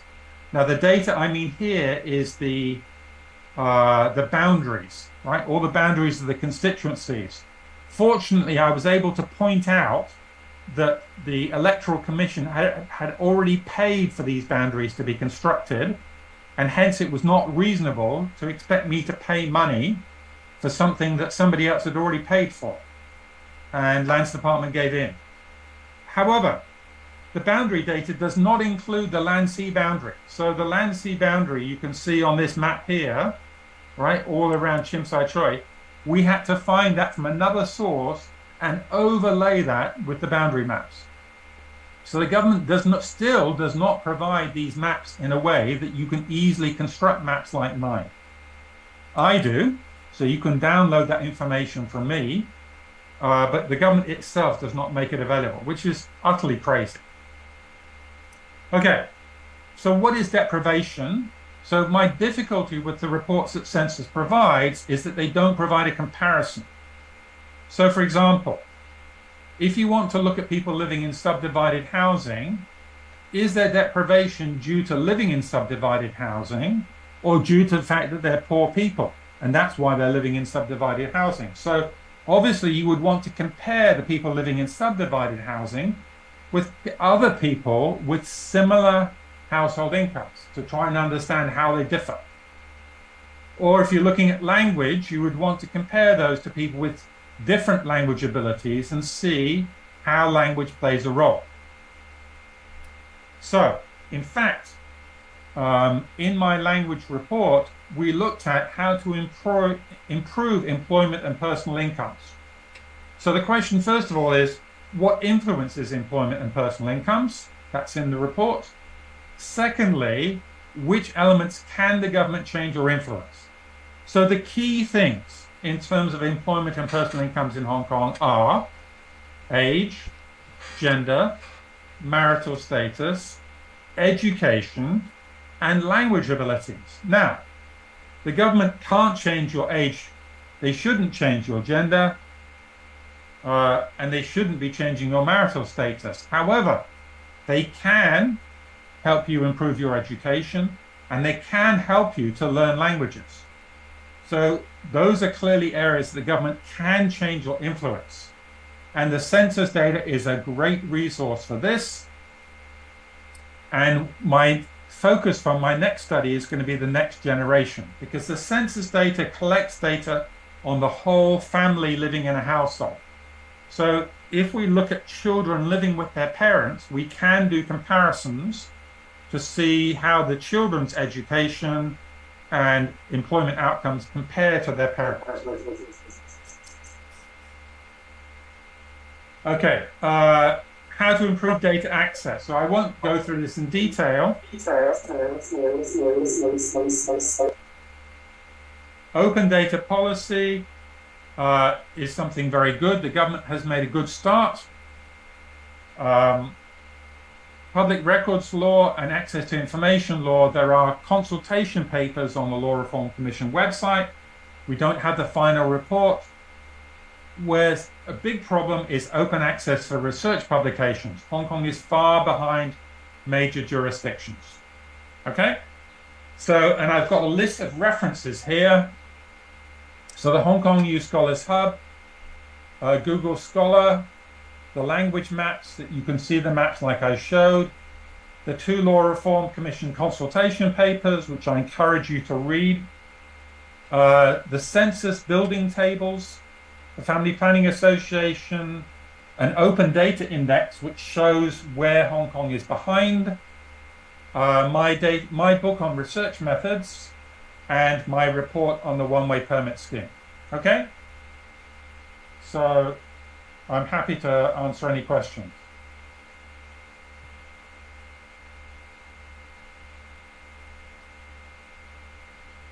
Lucy, are you gonna take over?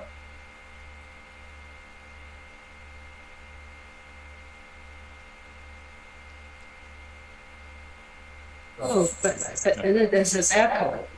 Yeah. I can't.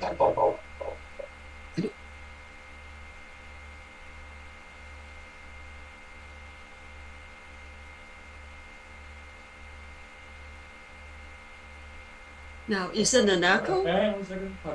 Okay, that's fine. That's much better. Okay, then. Okay, then. Thank you. Now, I'm taking over as a moderator, as Justine has some kind of unexpected personal affairs to attend to. And thank you so much, John, for being today's speaker. And I have known John for so many years when we were young adults. And now that we are young elderly, well. So, and thank you for letting us know what you have been doing in much more detail. So it has been such a good section. It covers such a diversity of topics, from research methodology, proper use of statistics, and definition, and some of the, like the changing society, and things such as one-way permit, as is being when it was really being conceived so many years ago. Now that the society has changed, do we have to revisit the situation? And then how, or as a definition of population, the mobile versus the usual resident. Some of all these issues are they are very appalling, I mean, in terms of the breadth of information. And some of this about fertility and which is an issue with us. So with such a big topic, and I know John also has something about open data too, talking about, it's only about just the tip of the iceberg about open data. Today we see some of the data that you as a scholar has been now in the Hong Kong Youth Scholarly Hub. And is it linked up with the government? I understand that the CUPU, the Chief Executive Policy Unit, has this now has a place for holding their past public policy researchers' reports properly, at least now. But how about other think tanks? Do we have a central repository for all these reports that are compiled by the other think tanks? Is there any place for hosting this kind of reports? Well, so many... data.gov does allow people to propose data sets, but it doesn't have a place for reports. I see. So I think if the reports are in a recognized repository, like the university ones, then it will normally get picked up by Google Scholar. But I think, as far as I know, for example, our Hong Kong, I don't think their reports are being picked up by Google Scholar. So that's a problem. They need to either get Google to index their repository, or they should be putting their reports in one of the university repositories. I don't think it really matters which one. So I think it's really important, because Google, the normal version of Google, is not very helpful because it covers anything regardless of whether it's good or not. Google Scholar does quite a good filtering for trustworthy information, I would say. Most stuff in Google Scholar can be trusted. Okay, good. Now, John, you pose a lot of questions, and some of them is to be resolved in over a period of time. So what we are here is just creating the platform so that people can discuss and maybe put into further papers for it to be, say, submitted to the government, etc. So as I told you, we are recording today's seminar, and we will duly present a set of recordings to like the CNSD, to the directorate, and also possibly to the CUPU, Executive Policy Unit, and for all this to be taken further down the road. Now, I know that there are people here who are in the know, like Fred, who was in the commissioner for CNSD for 17 years.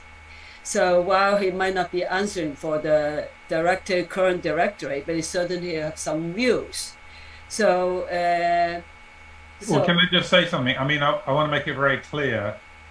I'm very grateful for what Census has done over the years to make their data available and their reports. So the context that maybe is not clear, the UK, which right before 1997, Hong Kong often took reference from, UK went down the wrong pathway of saying that people should pay for access to government data. And I think they realized later on they made a mistake and had to do a U-turn. Fortunately, Hong Kong never went down that pathway. And I think the access to census and statistics data in Hong Kong is generally very good, at least for academics. Now, for people who are not academics, might argue, well, we should also get access. But from my experience in Hong Kong, many non-academics do not understand privacy and data protection and just think all data should be made open data regardless. And you just need to anonymize it. They do not understand re-identification risk. So I think as long as the data is accessible for analysis, that is sufficient for data where there is a privacy issue. But I think for data where there isn't a privacy issue, it should be open.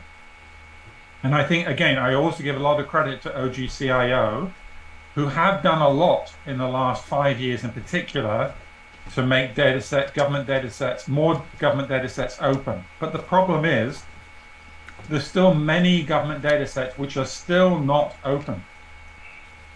So I've made myself extremely unpopular with certain parts of the government for criticizing, even in closed door meetings, for saying that they haven't made data available, which I know they have, but they insist they don't have. So I think some parts of government are very sensitive. So Census and Statistics are the good, and OGCIO are the good examples of how we can improve matters through making data more accessible, but the other parts are not. So that's why those two laws are so important. So let me just say a little bit about that, Lucy, because I think the government records law is crucial, because in the consultation paper, it says, in effect, that public bodies will essentially just be the government itself, which is a terrible proposal. Most things in Hong Kong which are funded by the government should be considered public bodies. So, for example, the universities. So the example I showed you at the Family Planning Association. So about half of their money comes from the government. Now, I don't know who had the stupid idea to start charging for their reports and only making the print reports available. I mean, that to me is utterly ludicrous, let alone the data set. Now, in practice, if you talk to them in the past, I haven't talked to the current management of Family Planning Association, but when Susan Fan was the executive director, it wasn't a problem in practice. You could go and talk to her. Because of her late father being a statistician, she understood the issues.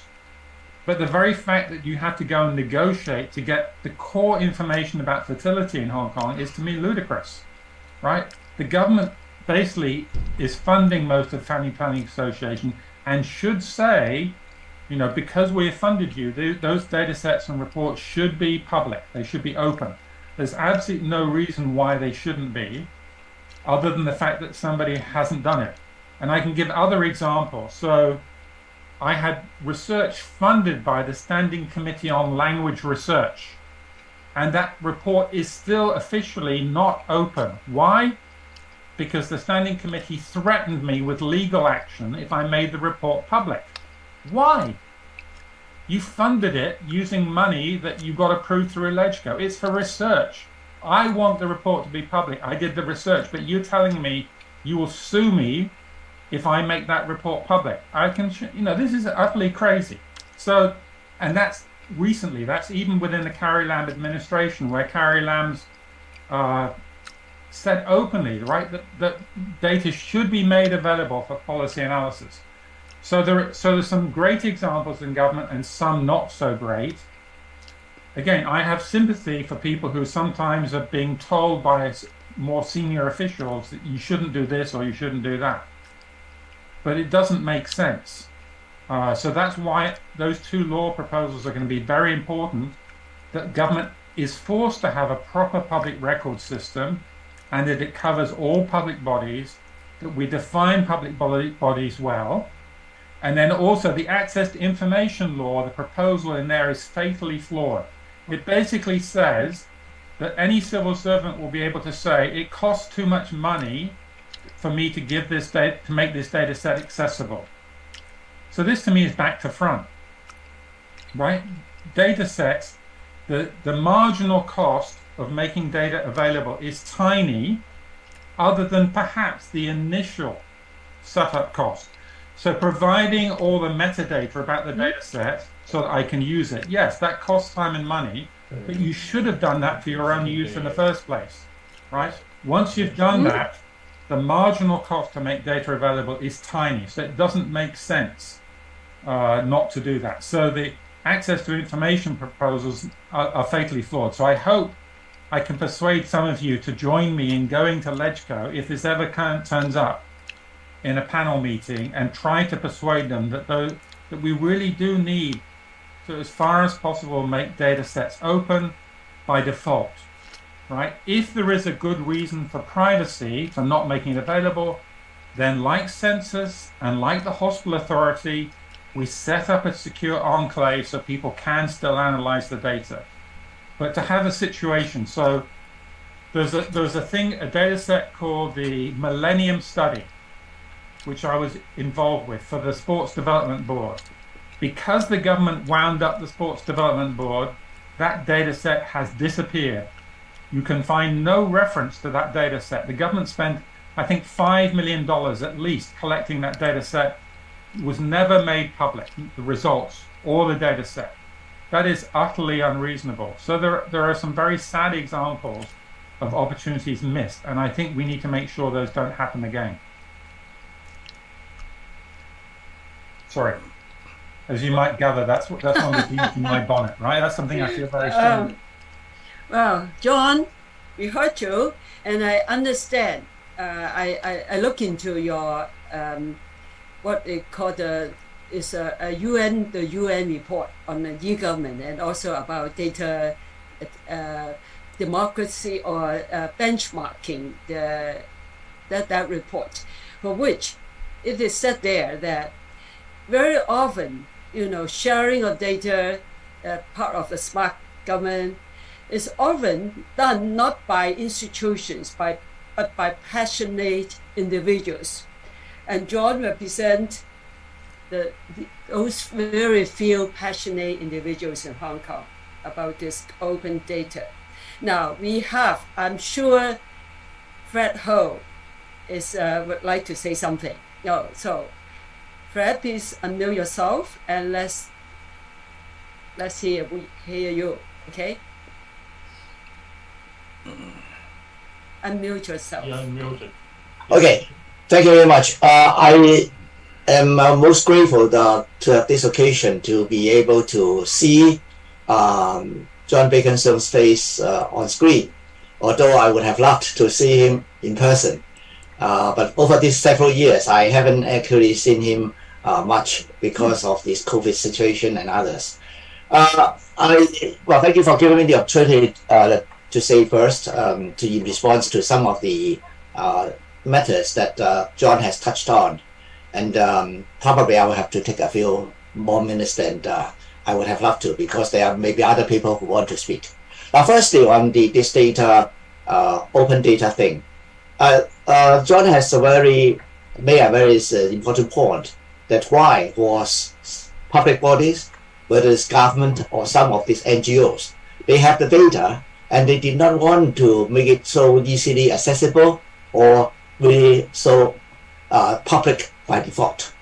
It was actually to do with some of the societal situation and atmosphere over the last many years. A lot of the people like to criticize, whether it's government policies or whether they are public bodies and others, which makes a lot of the leadership in those organizations rather reserved in letting people know more or being more open. All right. If you are debating very rationally, then people are actually quite prepared, and in fact have the ammunition to defend or to discuss further. But unfortunately, the atmosphere for many years in the past have been not so favorable for rational and proper and intelligent discussion. And some of the newspapers and others, they like sensational things. And if you criticize and you attack, then they get the headlines. And people who try to discuss with you rationally, sensibly, may not be given due recognition or may not be given the due space in the media. So this will hopefully explain one of the reasons or the rationale behind why people have a tendency not to come very much forward. Now, I like your remark about John being a very passion with a great man with great passion for statistics, and I have the privilege of working along with him or being a friend, an associate worker in many capacities through the last many years. So I like to start with really thanking him for the friendship and the working association for all those years.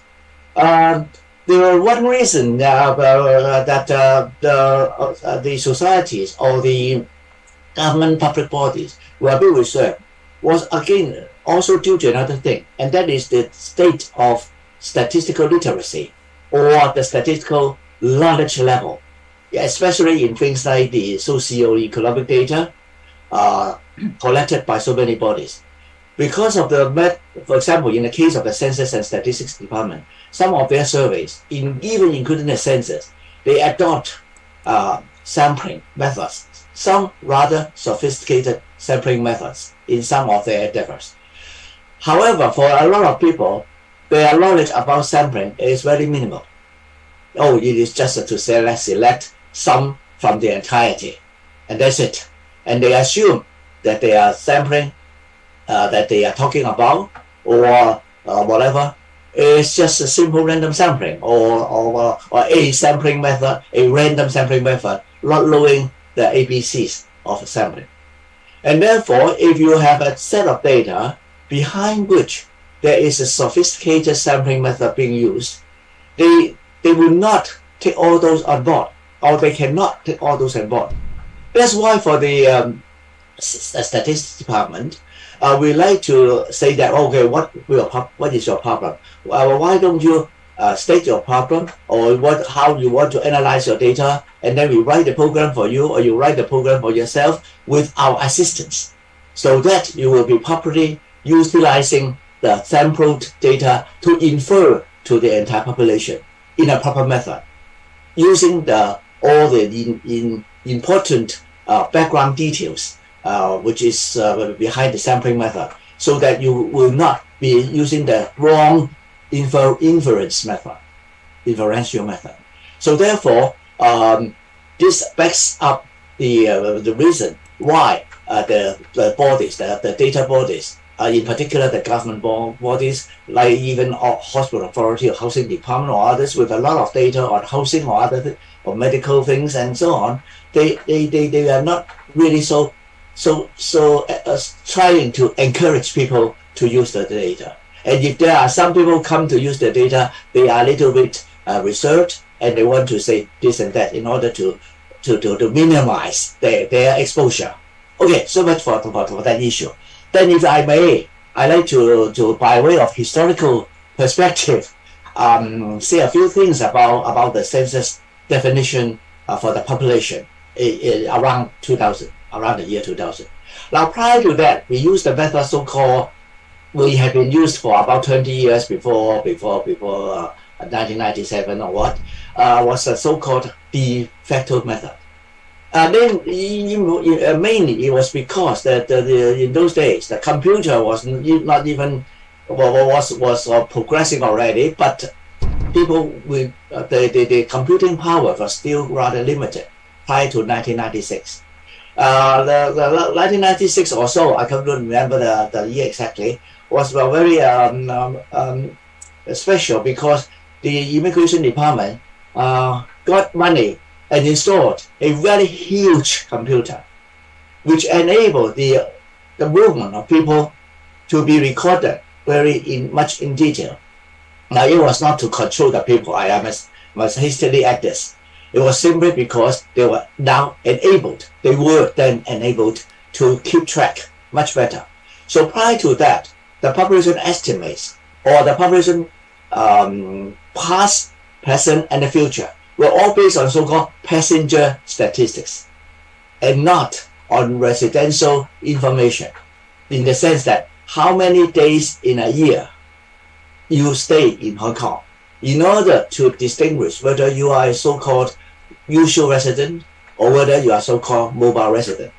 But by the way, the so-called mobile resident, in the order of about a few percent only, but coming to numbers, we are talking about 200,000 or what, are the people who do not spend the majority of their time in Hong Kong, but still spend a post-PCA number of days in Hong Kong.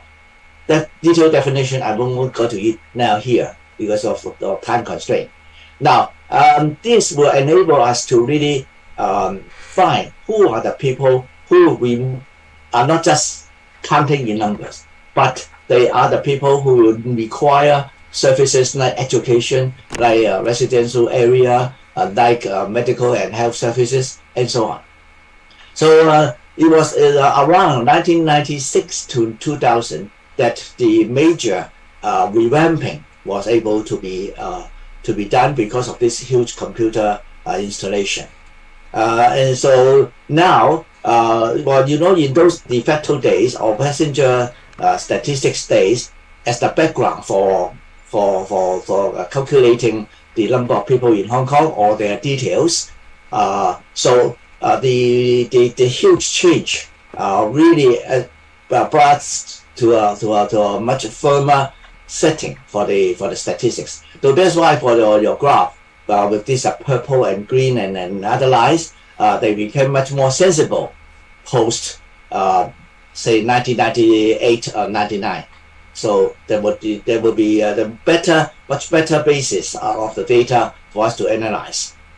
The second set of issues that I want to talk about is about our lateral increase in population, the birth versus death.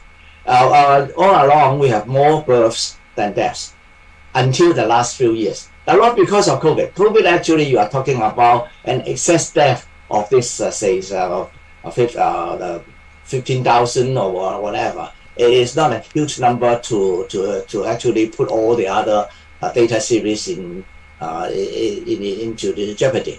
But the thing is that because of the really acceleration in the aging of the population since about 2013 or so, well, 2013 is a very special figure because our baby boom started from 1948, and then babies born in 1948 and beyond will become 65 plus from 2013 onwards. And so there was a real acceleration of the increase in the elderly population. And because of that, in the last 2 or 3 years or 4 years, even if not for COVID, our natural increase will have to become negative. And it's going to become negative from now on, I am afraid. So the other part of the equation after about birth less death will be in migration and out migration. Now, for the in migration part, actually, for all these years, we have this 150 quota per day, right? The one-way permit thing. Now, of course, this is already not fully utilized. Since about 5 to more years ago, we're already coming down to about say 120, 110 per day on average. And then, of course, for the COVID years, these 3 or 4 COVID years, of course, the number goes down tremendously. Certainly, it will bounce back, but a bit or forwardly or entirely, I don't know. In fact, this is a very important issue of today, whether those people will come or not. Now let's see again, what are those people?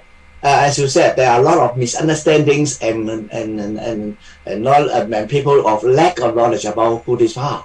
In fact, all these 150 per day or 120 per day are actually wives, mainly wives and children, and half-half.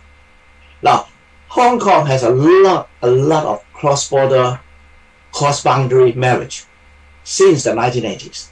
And Hong Kong men, we reckon that there are about 1/3 of the men who marry each year actually have a mainland wife. And for the other sex, for the other gender, of course, at first it was very small, 7 to 10% of the women have the mainland husband, rising in the last 10 years or so to something like 20%. But there's still a gap between 30 plus and 20 minus between the man and the woman. Now, which means that a lot of the Hong Kong men are having their offspring, namely their children, over the border in China. And then at the age of 4 or 5 or 6 or 7, those kids will then come to Hong Kong together with their mothers. So this comes the composition. of this 120 or to 150 per day. Now, fertility-wise, because a lot of Hong Kong men marry men and women, it means that quite a bit of Hong Kong women are left unmarried. The gap, there is a gap. And these women, they don't marry, it means that they don't have children normally, okay, for most of them. That is why the fertility will be 0. Whereas for the married women, their marital fertility is not actually too small. Now, like this, they are at par with a lot of these Western countries, some of which also have the fertility rate, which is well beyond 2.1. Okay, the total fertility rate of less than 2.1. So the thing is that if you continue with this, the apparent fertility of Hong Kong women, because of the dilution of having a lot of zero fertility from the non-marrying woman, it means that a lot of the so-called policies like helping you to financially this and that, yes, they should be there. They would be good to relieve the hardships, but they are not incentives to really jack up fertility. And in fact, I mean, the fertility is one thing, because if you are now in shortage of brain power, whatever, it means that you will take many years for the kids to grow up anyway, right? So, but the more important thing, I think, to address the issue is how to ensure that the kids of the Hong Kong men with their maiden wife, they will continue to come to Hong Kong.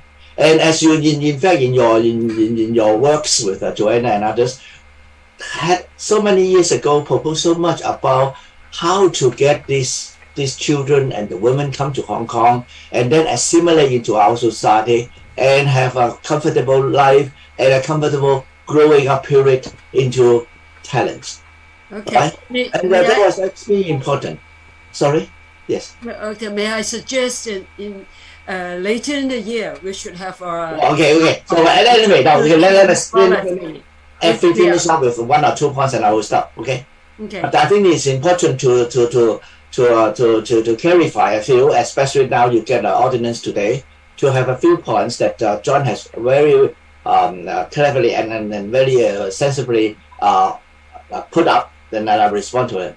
So actually, I'm almost at the end of what I want to say. The thing is that he has very well pointed out that a lot of these women coming to Hong Kong as these wives of the Hong Kong men, actually a lot of them are very educated, but unfortunately, one thing I really want to say is that they have not been given the fair treatment, because a lot of the qualifications that they have been holding do not entitle them to do the job that they are entitled and they are capable of doing it very well.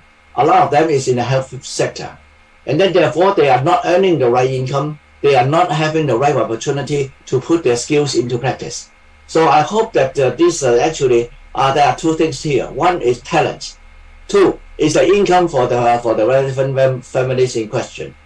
And then you can, if you try to address this issue, then you are doing 2 things at the same time. One is that you have managed the manpower shortage problem, and the other is about the income for some of the otherwise looking rather low income families. So maybe I should stop here, because I'm really having too long a share of the time that you allocate to Q&A.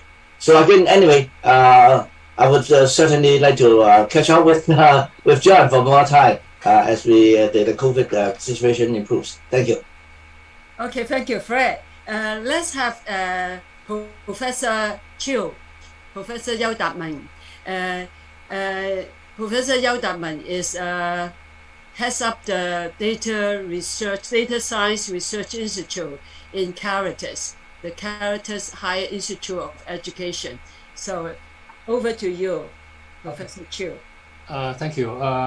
It was a very good talk, and I learned a lot. And thanks, John, for making the effort to to persuade the government to open more data for policy research. I appreciate that a lot as well. I have a very quick question, maybe John or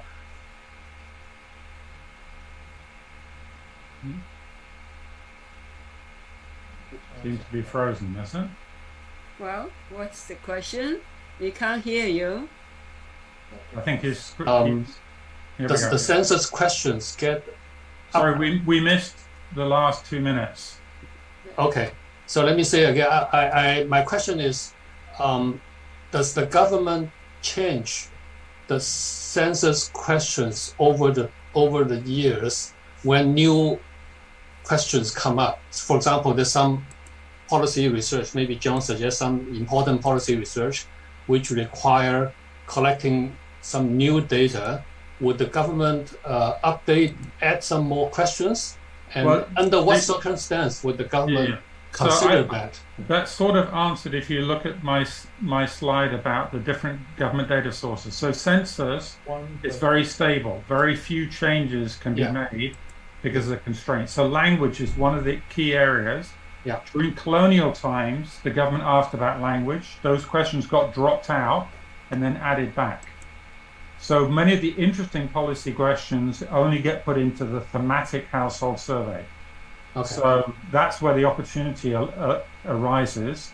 So departments and bureaus can suggest new policy areas to be added into thematic, but it's not done systematically. So it's done one-off, and then later on it may be done again. So there are weaknesses in the process. So I'll give you one example. Crime victimization, for example. The government hasn't done a crime victimization survey for, I think, 15 years, because it comes out of a one-off budget. It's not in anybody's recurrent budget. So that's something really important. In other words, all the crime data we have is only based on crimes reported to the police. So we have no idea how many crimes there are which are not reported to the police in recent times. So there are gaps. There are definitely gaps, but the departments and bureaus can put forward questions for the thematic household survey. I think they have to cough up the money as well. Fred, is that right? You're still on mute. Yes, I just a quick response to this one. The most regular one is on smoking. Every 2 or 3 years, there is one on smoking. It's because of the insistency of the council on the smoking whatever, and then some others will be on the use of computer or something. Now it has been my own conviction to actually and trying to persuade a lot of the NGOs or legislators to request the relevant bureaus to do periodic surveys through the THS, the thematic household survey, or the general household survey, which this latter one is mainly on the labor and related questions, but that is of course a great deal of labor-related issues. So I think the more systematic, periodic, but not necessarily every single year or every single quarter, we need to do that. But every 2 or 3 years, you update one time. So crime victimization is a very good example there. Okay. So, but for the census, actually, there is always a limitation of about 40 questions for the detailed questionnaire, and then occasionally you drop 1 or 2 and increase 1 or 2 others. So, for example, during those days, the first time I remember, I was still there, that I want to include the problem about whether the flat you are living in, is it owner occupied or is it a rental? And in fact, if it is owner occupied, when or did you acquire it, and then is it still on mortgage? I was on the phone the radio show, and somebody was questioning me like that. What does it matter to you? Why should you ask me about how much mortgage I'm paying? So I had to, fortunately, I was able to quote 1 or 2 examples in some other jurisdictions elsewhere and say that they have proved it extremely useful. But I'm sure that you know that these are very important questions, but still, in some of those earlier environments, in something like 10, 15 years ago, you have a lot of people who want to criticize for the criticism's own sake. Thank you. Thank you. Okay. Now, I have a designee, Sam Wong, who is from Canberra, Australia.